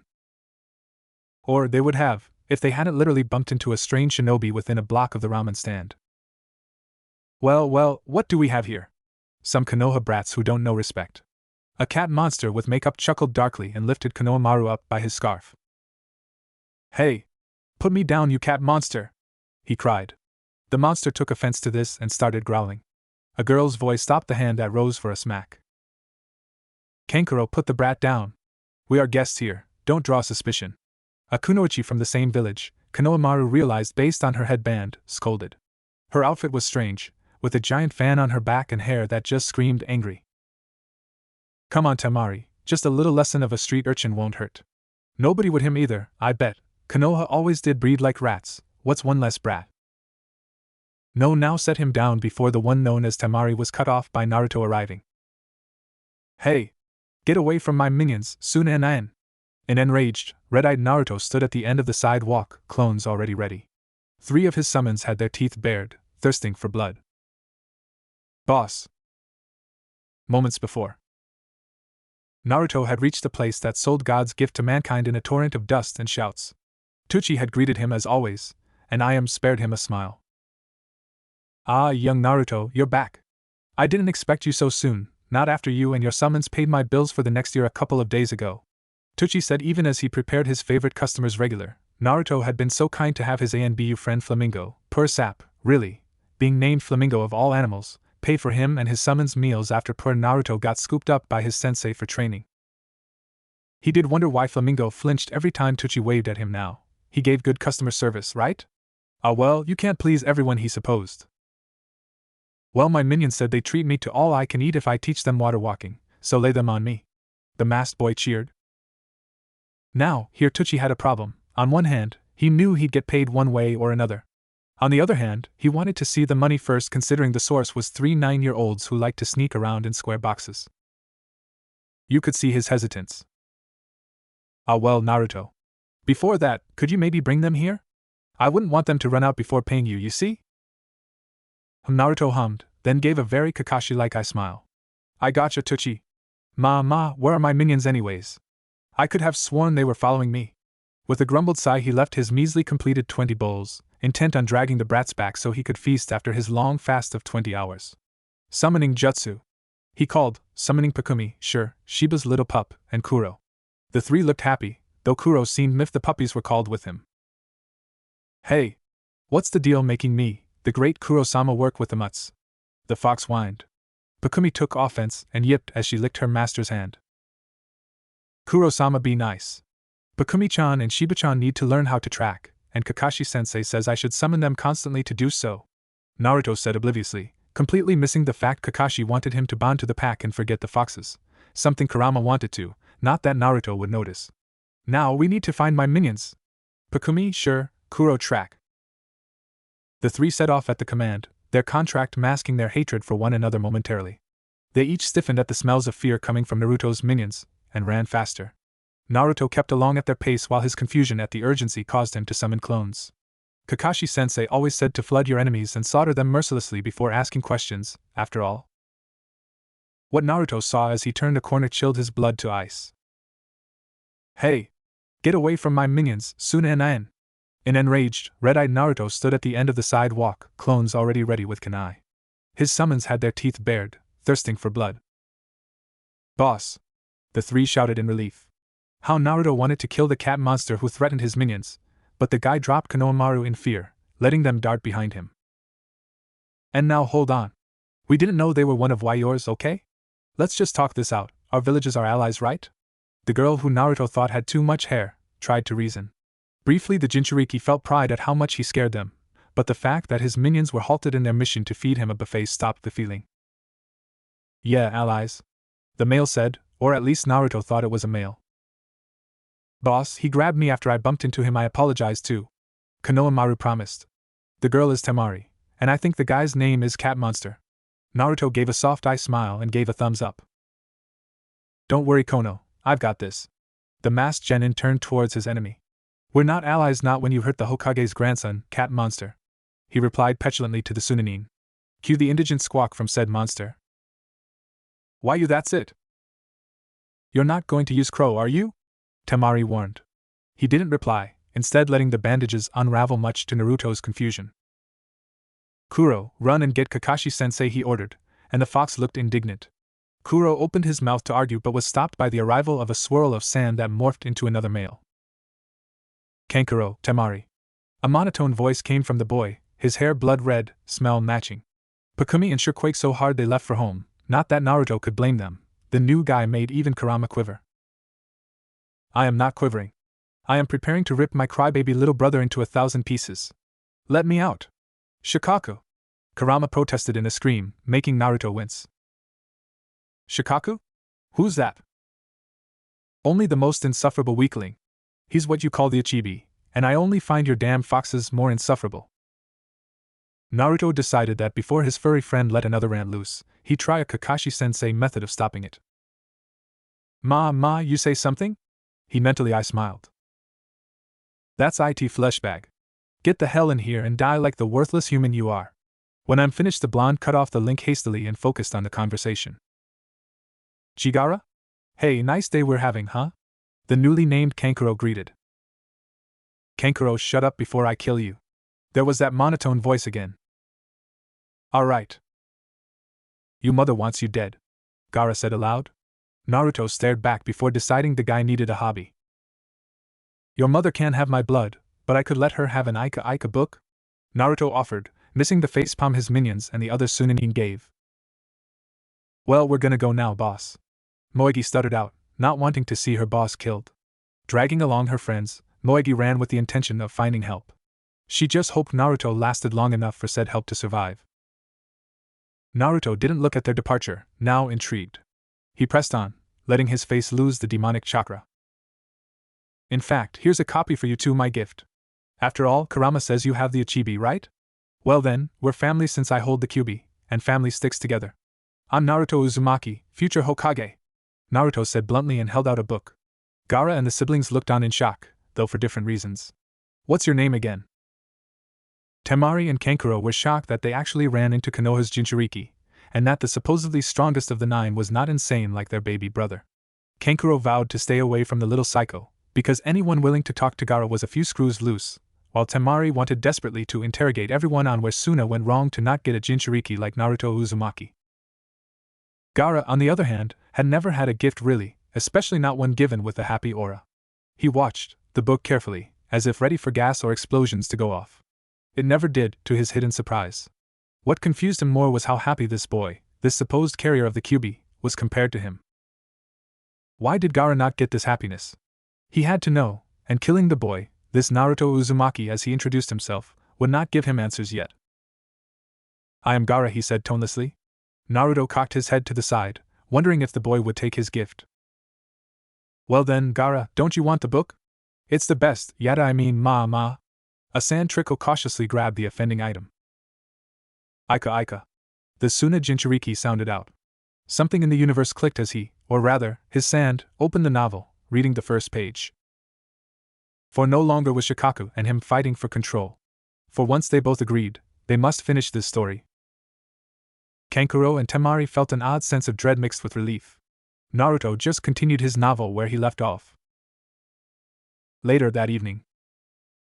Ma, my cute little apprentice-to-be. Don't you want to be just like me? Besides, eye surgery barely hurts. Kakashi half pleaded, half ordered. He pulled his future apprentice, trying to dislodge the boy from his doorway. No hospitals. You'll never take me alive. The blonde Jinchuriki screamed before squirming away and running faster than most jonin. I've taught him too well, Kakashi thought in pride before remembering that stage 3 of his mini-me plan had to be implemented and let the hunt begin for his ungrateful apprentice-to-be. Who didn't want to have eye surgery to get Shursui Uchiha's old eye, and thus becoming Copy Ninja Jr.? With Naruto, somewhere in the village. Naruto Uzumaki was what one would call a selective genius. No, he couldn't do complicated shuriken mathematics, nor could he recite shinobi law. His strengths lied elsewhere. When the situation called for it, Naruto was able to outsmart the geniuses of old, proving that book smart didn't always mean victory, especially when the topic in question was evasion to save one's own life. In that topic, Naruto Uzumaki, insane blonde Jinchuriki and apprentice-to-be, of Kakashi Hatake, excelled like none other. You'll never catch me alive, Kakashi-sensei, said insane blonde shinobi bellowed while roof hopping. Just stop running, Naruto, you know I'll get you eventually. Don't you want to be just like me? I could even teach you the Chidori for the exams. It's just one night in the hospital, nothing bad. Kakashi called out sweetly. Naruto paled and dodged another round of shuriken laced with sedatives mid-jump and summoned his best friend at the moment. Kuro, I choose you. The black fox appeared in a huff. I told you, it's Kuro-sama and I chose you. You may contain the great Kurama-sama, but I'm ahead of you in the fan club, the fox summons griped even as he called for the Kurama-sama protection squad. These elite fighters had been assembling for centuries to protect their lord and master, and now were expected to ensure the vessel of their lord was protected at all cost even when the one attacking was an insane Kakashi Hatake and his Niken. Erahihi, sorry Kuro-sama, but this isn't really the time. Kakashi-sensei went insane and now wants me to go to the hospital. Naruto cried and jumped over a civilian food cart, not looking back when it crashes to pieces. My cabbages, was heard across the village of Konoha that day, full of grief and anger. Fine. Kurama-sama Protection Squad, unite, Kuro ordered, and 5 beefy foxes of unusual sizes created a barrier between Naruto and the psychotic Kakashi. Summoning Jutsu! Kakashi shouted out, his Niken tackling the foxes. The larger beings grunted and snarled, throwing the mutts off them. Jutsu flied, Naruto cried, and some roofs caved in. All in all, Konoha was becoming a war zone. Before 5 minutes passed, every summon animal was dispelled and Kakashi needed a chakra pill. Soon the ANBU would get involved, and that was something Kakashi couldn't allow. Well, it was more like he couldn't let the goody two-shoes Tenzo get involved. His former Kohai would go on and about the ethics of forced body modification on a 12-year-old. Bah! They're shinobi, who needed pesky things like ethics or morals? Nobody, that's who. At least in Kakashi's not-so-humble opinion, and thus the only opinion that mattered in this case. Besides, the Hokage signed off on it, and that was good enough for him. Electromagnetic murder! Naruto called out, aiming the shockwaves at the ground covered in fresh puddles effective, but Kakashi could see through his cute little apprentice to be in a heartbeat. With a subtle genjutsu borrowed from a random Kiri shinobi, Kakashi guided his apprentice to the training grounds where he unleashed his secret weapon, ramen. While he was not a rich man, per se, the genius inside Kakashi saw the, well, genius, in having an emergency supply of ramen laced in sedatives for when Naruto resisted his plans for the perfect mini-me transformation. He had suspected he'd need it when he drafted Naruto into the ANBU after becoming a jonin so that he could have a tattoo like his sensei, not for something as simple as an eye upgrade. Honestly, teenagers these days. However, he unsealed the storage scroll with the ramen containing enough sedatives to take down 5 elephants. Naruto would be out a good day at least, just enough time for the operation. Oh, Naruto, Kakashi saying, I'm sorry for wanting to take you to the hospital, I mean the bad place, he corrected when his apprentice flinched. How about some ramen to make up for it? Here Kakashi held out the bowl and the genjutsu addled genin ripped it out of his hands. Yet another reason the jonin wanted his apprentice to be to get the eye. It would enable the boy to see through and knock away genjutsu like the one he just fell prey to. While only AC rank, the suggestive type genjutsu Kakashi just used made the user easier to manipulate, and took away their sense of survival, something shinobi needed. So, as he watched his sensei's son and Minimi sway and fall into his waiting arms asleep, Kakashi Hatake took comfort in his own deluded rationalization that in the end Naruto would thank him, right? One day later, Konoha Hospital. When arriving with a drugged-up Jinchuriki for a major surgery no longer made the medic needs bat an eye, that's when Kakashi was sure they needed some serious vacation time with a therapist.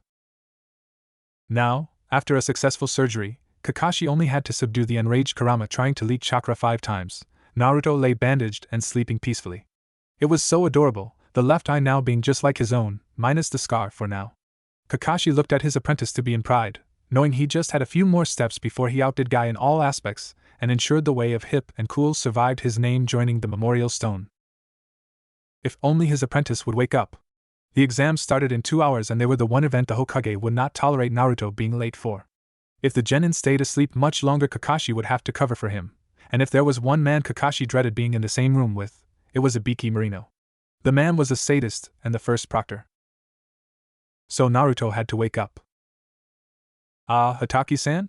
Would you mind filling out some forms? Just the standard S-class secret acquired from forms, and we'll go over aftercare for Naruto-kun. A rather chipper nurse spoke from the doorway. Kakashi gave her an eye smile but kept reading. Ma, I'm sure the forms can be done later, and I've had an eye transplant before, they're not difficult to recover from, he replied nonchalant. The nurse took offense to his response, and the room became colder than the land of snow. You, Kakashi Hatake, got your eye in the middle of war, and still have problems with chakra drain because of the way it was put in and your misuse of it. Now you will come fill out these forms and listen for once in your damn life, or I will rip that eye out of your head and replant it without sedatives. Eye clear? The nurse glowered. Yes, she was the one often tasked with dragging him to the operating room when he justifiably tried to leave. Best not anger a kunoichi capable of dragging you by the ear despite being weaker and shorter than most genin. Masai, why yes ma'am, he said and left to do the responsible thing. Too bad Naruto chose to burn through the rest of the sedatives in his system and wake up right then.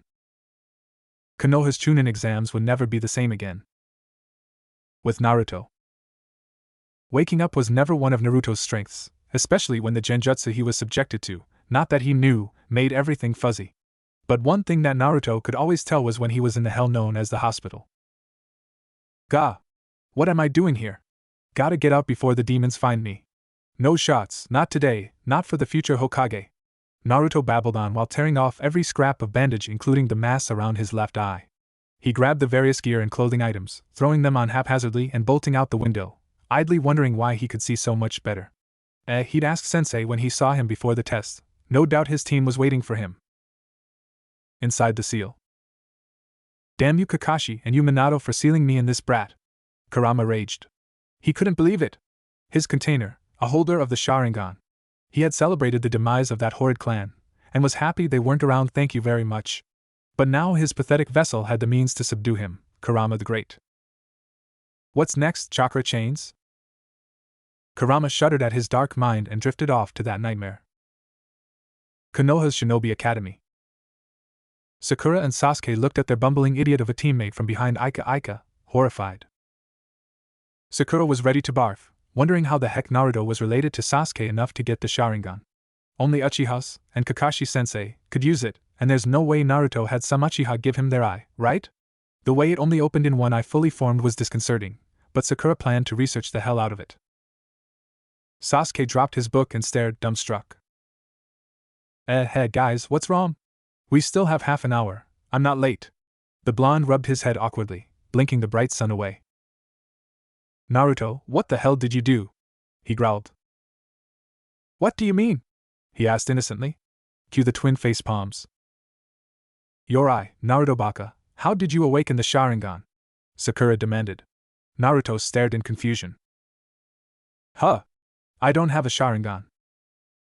Quit denying it, it's stuck inside your head glaring at me, Sasuke retorted. Sakura sighed, sensing an argument. The sun hung high, signifying they barely had enough time to get to the room, and she desperately wanted to become a chunin and get away from Kakashi-sensei. Here, look. She brought out a mirror, letting Naruto stare blankly into it. Mentally she counted. 1, 2, 3. What the hell happened to my awesome eye? I can't have a sharingan. Ibiki Marino felt a shiver run down his spine as he practiced his evil smirk number 2 in the staff room's mirror. On to the show. With Naruto. Naruto began hyperventilating. The rhythmic beating of his heart became more pronounced as he took in his reflection. His gorgeous baby blue eye had vanished, only to be replaced by the piercing crimson of a sharingan. Gone were his plans to woo Sakura with his once striking blue eyes. He had wanted to surpass Sasuke in his own way, not copy his traits.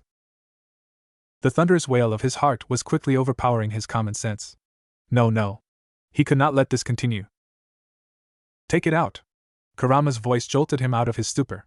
Use your human fake teeth of metal and take the damn eye out. Now. Naruto was confused. How fuzzball? What are fake teeth of metal? He thought. It's Kurama-sama to you, brat, Kurama said, and I had meant those weapon things. Naruto's eyes visibly widened in understanding. Oh my, can I?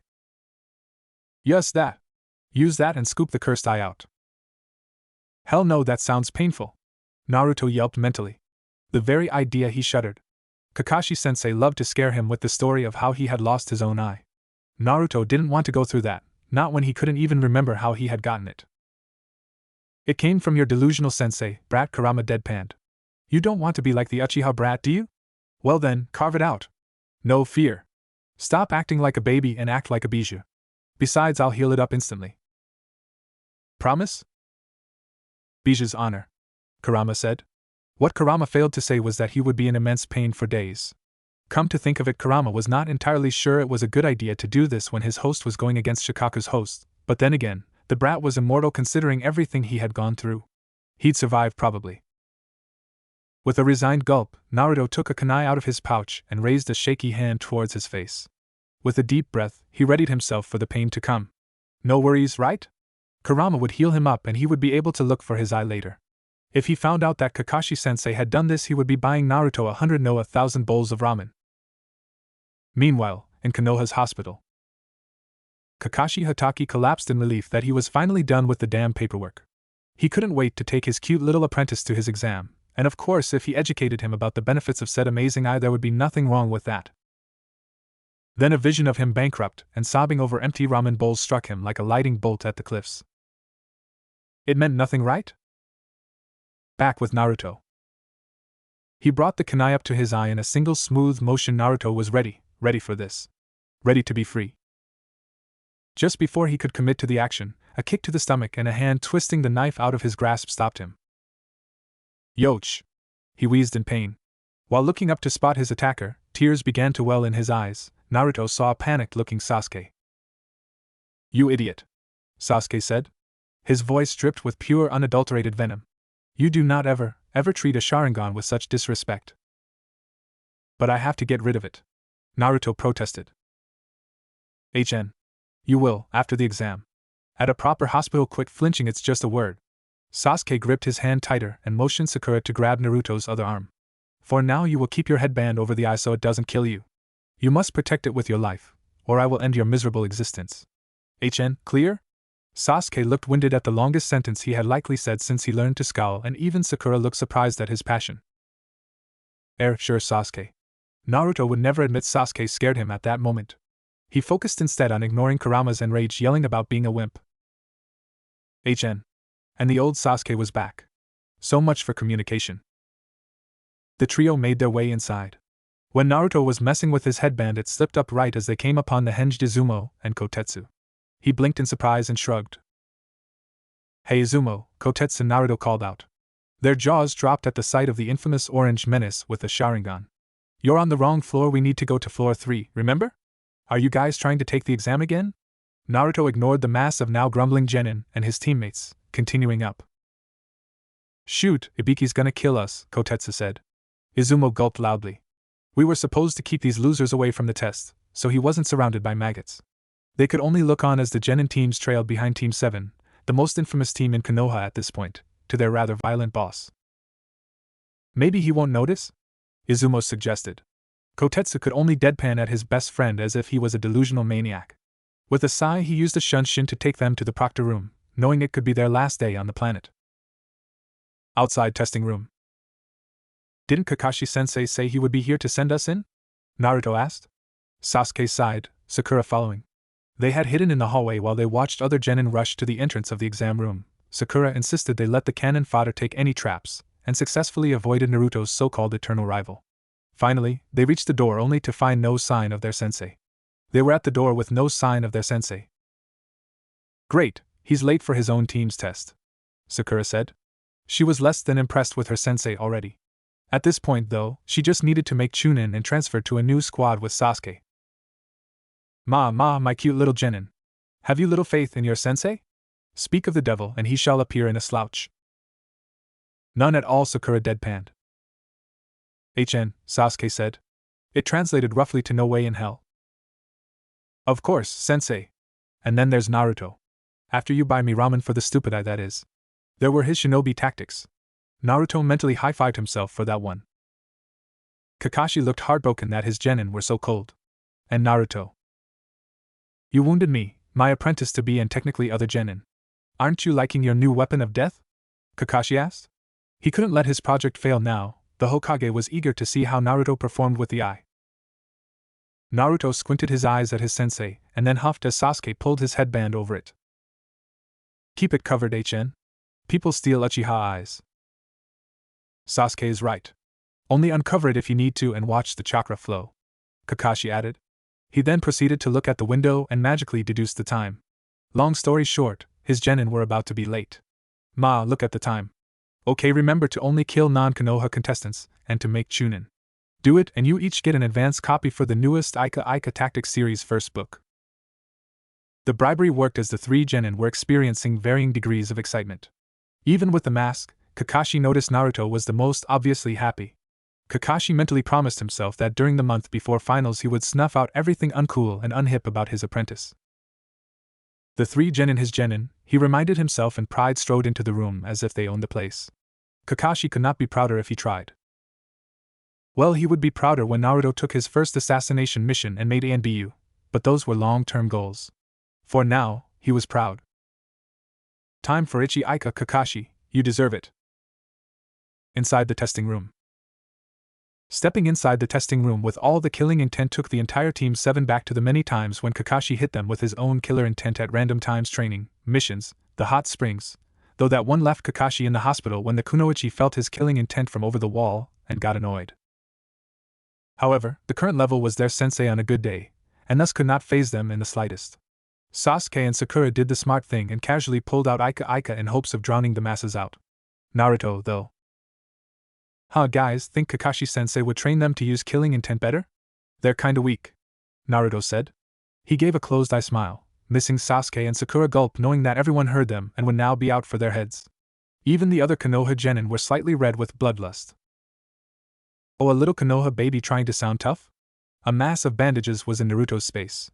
He blinked as his single eye met another single eye. The shinobi had an unfamiliar headband with a music note. But his aura was darker than Naruto expected to feel. But he wasn't Kakashi Hataki's personal student for nothing. Get out of my face, ma, he said, remembering to become more relaxed sounding towards the end. My team is going to squash yours. The foreign shinobi looked ready for a fight, but a large pop in the back of the room stopped a bloodbath. Silence, you maggots. A harsh voice echoed in the suddenly silent room. Surrounded by dozens of chunin in gray uniforms, including a nervous-looking Izumo and Kotetsu, was a man Kakashi had warned his team about several times over the past couple of months in a subtle manner, Ibiki Marino, sadist extraordinaire. Naruto's eyes widened in fear. The glare directed at him was enough to curdle milk. With Ibiki having his pre-exam scowling practice interrupted by the idiot duo pushed upon him by the Hokage had put the head of the torture department in a bad mood. Listening to them babble about Kakashi's little psycho squad messing up Ibiki's ingenious plan to sift the weaklings who could not possibly pass for genin, much less chunin, made his blood pressure rise. To then hear that Kakashi's supposed future apprentice, a fact that made Ibiki giddy with all the psychological trauma he would be able to study when the Jinchuriki finally cracked, had a fully developed sharingan in one eye, Ibiki paled. The implications for his sanity if this was true. But no, there's no way Hokage-sama would let Naruto Uzumaki of all genin receive one of the recovered sharingan. Those were set to be given out to important shinobi who could keep them secret, mostly ANBU. Not genin who would probably scrape by with a pass to chunin after all. He was the luckiest bastard Ibiki had ever had the displeasure of meeting. Ibiki Marino hated his village's Jinchuriki. Not because of his status, Ibiki respected the brat for that, and was one of the shinobi who used to donate toys and equipment when he was a small child. In fact, Ibiki used to look forward to Naruto Uzumaki joining the shinobi forces and considered becoming a jonin and sensei to him. That all changed the day 6-year-old Naruto broke into his office and stole his most precious possession, all for a bet with the Hokage. Now, Ibiki couldn't stand him, and the fact he might be given an eye capable of copying any technique, thus becoming an even greater menace, was not something Ibiki could handle. So, with the snarl he learned from his mother, Ibiki punished the chunin and started their epic entrance. He absolutely did not make his underlings practice for hours. Seeing Naruto pale at his call-out made bloody rainbows and mutilated unicorns come to Ibiki's mind. In other words, it made his day. Noticing the headband over Naruto's eye made Ibiki hold in a chuckle. Of course, chunin would make the mistake of thinking a genin playing dress-up to look like his sensei was the same as actually having the accursed eye. Ibiki was safe. He was still king of this exam. Oh, how the mighty would fall.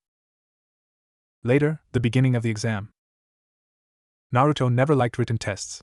Sure, Kakashi-sensei gave him lots of help with learning now, but in the past, he was always the worst. Too many words and numbers.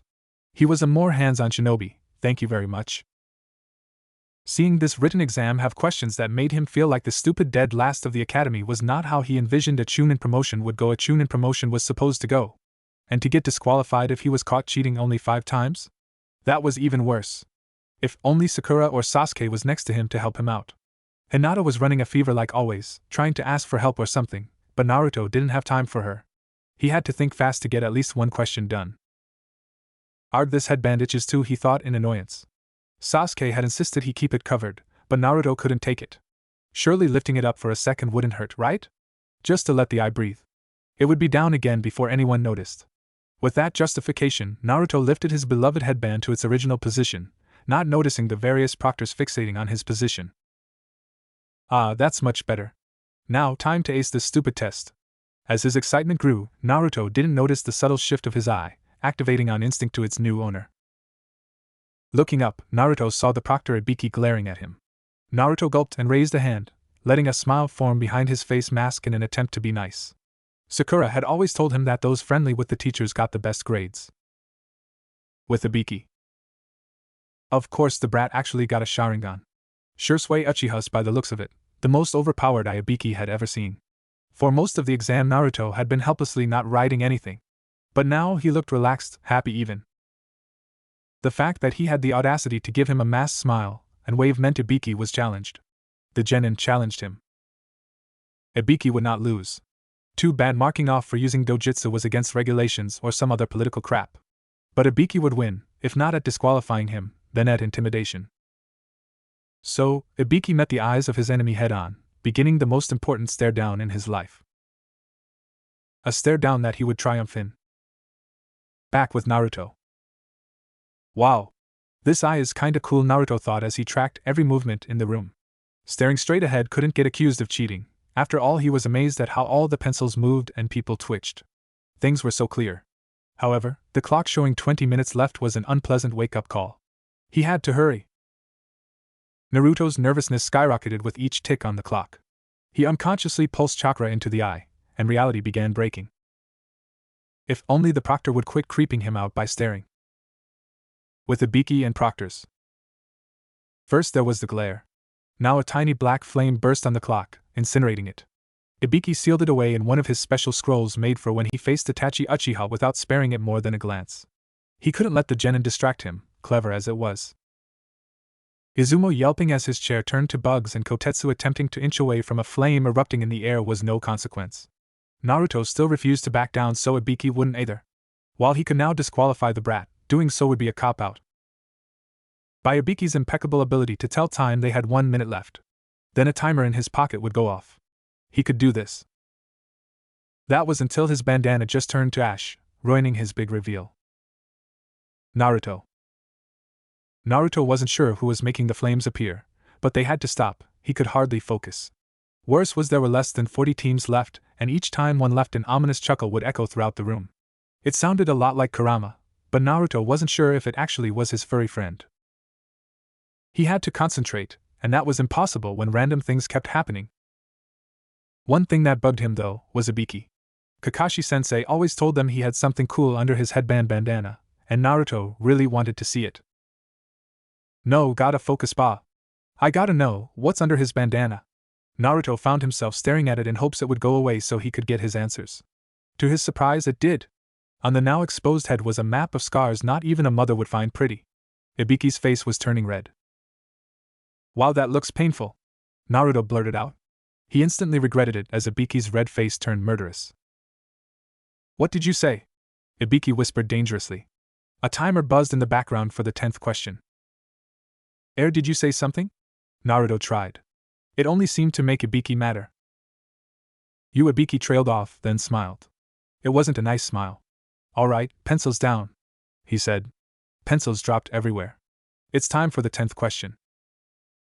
Naruto gulped and got ready. He would win this. He stared into Ibiki's eyes again, hoping he could do this. The 10th question is. Damn, why can't he just pass us? Naruto thought. Come on, just say we pass. I gotta become a Chunin. His mental prodding was intense, and his new eye reacted. No question. You all pass. A now expressionless Ibiki said. Naruto blinked in surprise, as did everyone else in the room. That's the 10th question? Sakura shouted from the back. Naruto whipped his head around to see her, another flame bursting near her hair. She shrieked, as did more genin teams. Thick blood began running down the walls while black flames started furiously crackling and slowly dripping off the ceiling. All hell was breaking loose. This was the scene Anko Mitarashi crashed into. Kurama cackled in the background, most amused for some reason. Naruto just wanted to become a Chunin already. Chunin exam, written testing room. By the time Sasuke and Sakura had realized the chaos was caused by Naruto, of course it was, and made him cover the eye once more, the damage had already been done. Less than 30 teams agreed to move on to the second stage, especially after Anko told them they were going to the Forest of Death. The name alone caused a Suna genin to have a nervous breakdown. Naruto loudly recounting how his sensei, the Kakashi Hatake, almost died 7 times while camping in the place due to being doused in wasp spider pheromones, did little to help the teams agree to stay. Team 7 had heard this tale so many times they were desensitized. The other teams weren't, however, and many were green by the end. Naruto added the part 2 of Kakashi surviving the night sleeping in the carcass of one wasp spider so they could not sense his body heat. Anko was the only one that shared his smile after that story. Anko led the survivors to the next part of the exams, and as they trudged behind her, Team 7 was split between excitement and resignation. Naruto was excited, remembering how his sensei talked about his own Chunin exam as a battle to survive in the forest alone. Naruto vowed to be just as impressive, even if he was forced to watch over his team to help them survive. He was a good teammate, and refused to leave them behind, even though he was confident he could do it all himself. During Naruto's daydreams about stopping 50 shinobi on his own with nothing but a broken kunai, and while protecting his unconscious teammates, Sasuke and Sakura held more realistic thoughts. Sakura felt dread about the forest and worried they would fail. Failure would mean another 6 months with Kakashi-sensei. 6 months with that psycho meant she would lose all remnants of sanity left in her being. That could not happen. If she had to take out Konoha shinobi to win, she would screw village loyalty when it led to her being under the craziest sensei ever known to genin kind.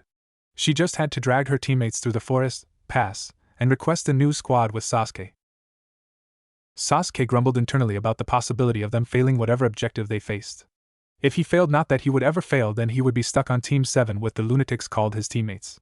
Sure, they introduced him to the rather genius literary works of Jiraiya, but that wasn't enough to warrant 6 more months of their torture.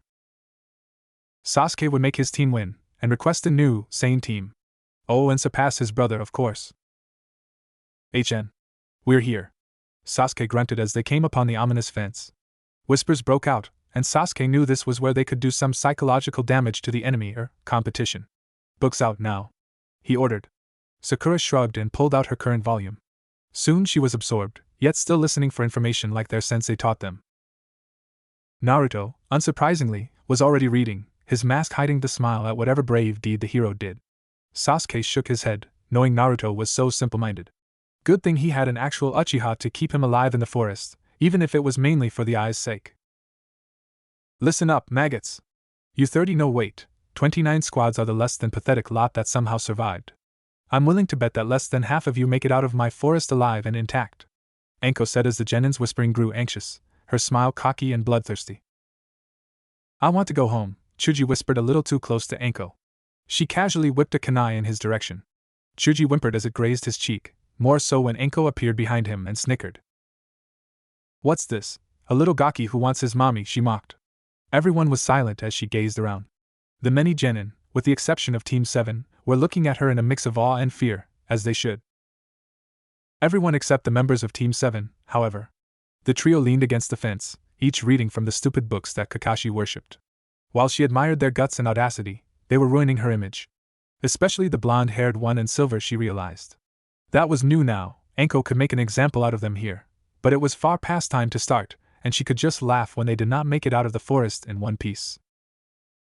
Oh, how much fun it would be setting them on the path of the wasp spiders and leeches. It wasn't like they would die anyways.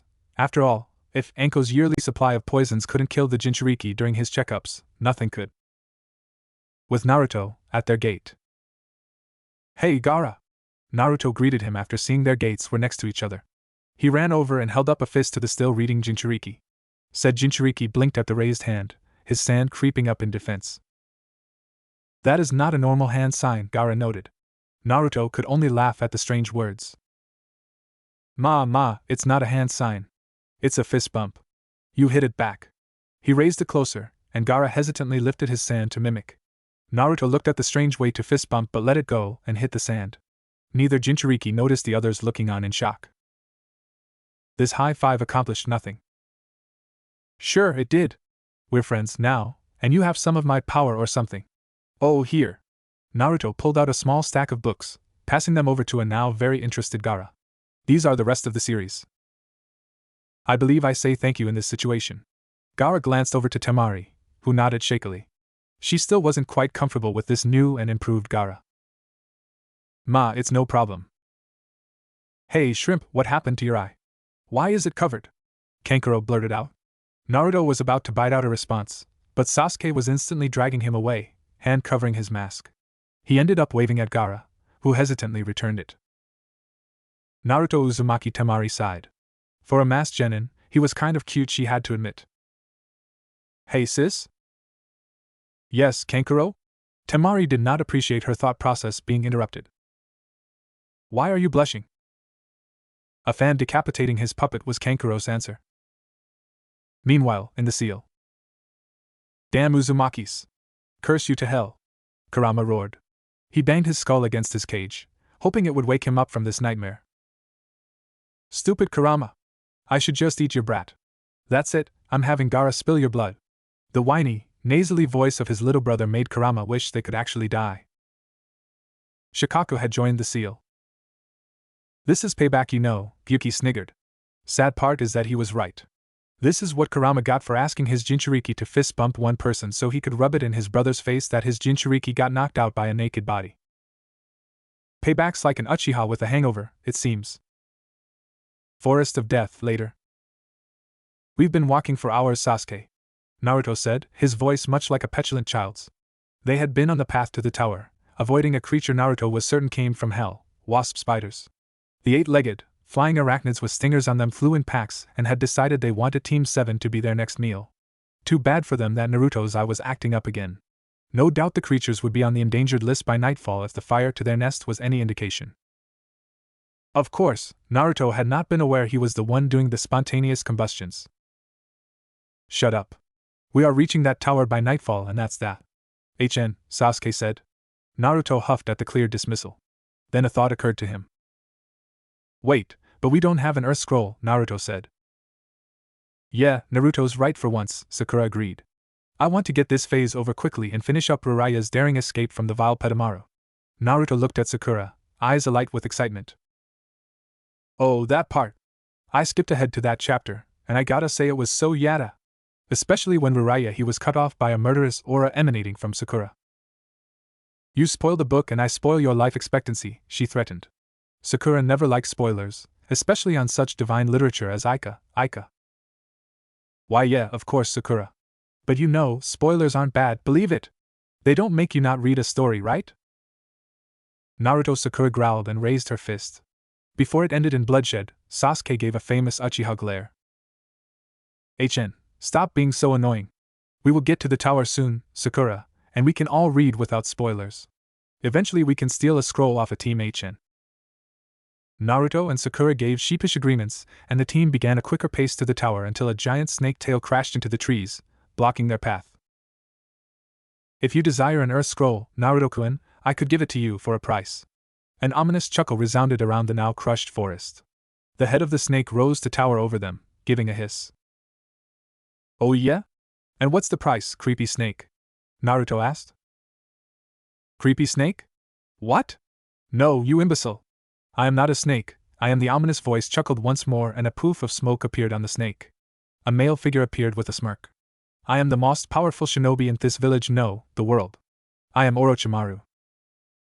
Naruto, Sasuke, and Sakura scrambled into a manju formation, their kunai at the ready. Sakura ripped Naruto's headband off, ignoring his protests. Sakura, Sasuke said. He glared at her. She glared back. Magic eye seems to be our best bet here against the Sannin. If he loses it, I blame you. Sakura whipped her head back to Naruto. Naruto, you lose that magic eye and I will kill you. Painfully. Understand? It wasn't a question, so Naruto just nodded frantically. Oh, Sasuke-kun, Kukuku. You have much more to worry about than Naruto-kun's little sharingan, Orochimaru said. A standstill began, both sides daring the other to move. The Forest of Death just became a lot more dangerous. With Naruto, Forest of Death. Summoning Jutsu. Naruto was quick to call out. 50 foxes plus the protection squad Kuro assigned to him, and the puppies came out in a protective horde. He had the sense that letting this Orochimaru guy anywhere near him would be a terrible idea. No kidding, you tailless ingrate. Akarama, giving him advice at every turn. Stop that snake man before he reaches us, Naruto said to the summons. He pointed at Orochimaru, and the entire horde began growling. Oh dear Naruto-kun, Orochimaru said, summoning those vermin, before you even hear my offer? He doesn't want to hear from you, you freak, Sakura shouted. She looked ready to lob kunai at Orochimaru's head. Naruto thought about it. Maybe it would be a fair trade. After all, even traders that the great Jiraiya spat the name of couldn't be all bad if they loved ramen. Maybe Orochimaru loved ramen as much as Naruto. What do you want? And more importantly, how much do you love the great Ramen-sama? Naruto decided to ignore Sasuke and Sakura's face palming while they maintained their formation. They were uninitiated and couldn't appreciate the divine nature that was ramen. Unfortunately, the questions seemed to confuse Orochimaru. Ramen-sama? The snake Sannin looked puzzled. I have absolutely no idea who that is, but I find ramen disgusting and one of the worst foods on this planet, so it is doubtful they would impress me. What? Never had anyone betrayed Naruto Uzumaki to this degree. Forget murdering children, even Kakashi-sensei did that in war. Forget charges of experiments and betraying the village. Nothing mattered more than the snake's treachery to ramen. Anyway, in exchange for this scroll, you must let me mark you, and give you ultimate power. Orochimaru ignored the bloodlust levels rising. Sounds like a scam, Sasuke said and rolled his eyes. For real? A shady guy with terrible employment records too offering you free power after marking you? Please, not even Naruto would fall for that. Sakura inched away as her teammate's crazy chakra spilled over. Shady? I will have you know I was a legally employed shinobi and run my very own village. Just because I resigned from my Konoha shinobi status, I am not shady. Orochimaru took the opportunity of the summons snorting at his claim to unleash his snake at them. When the snake flinched before following the order, Orochimaru ignored it. However, the fox vermin tore it to pieces like the snake summons were made of confetti ribbon. 3 more house-sized snakes met the same fate. What? Impossible! Such weak summons should stand no match for my snakeus. Orochimaru seethed. That's what happens to anybody who hates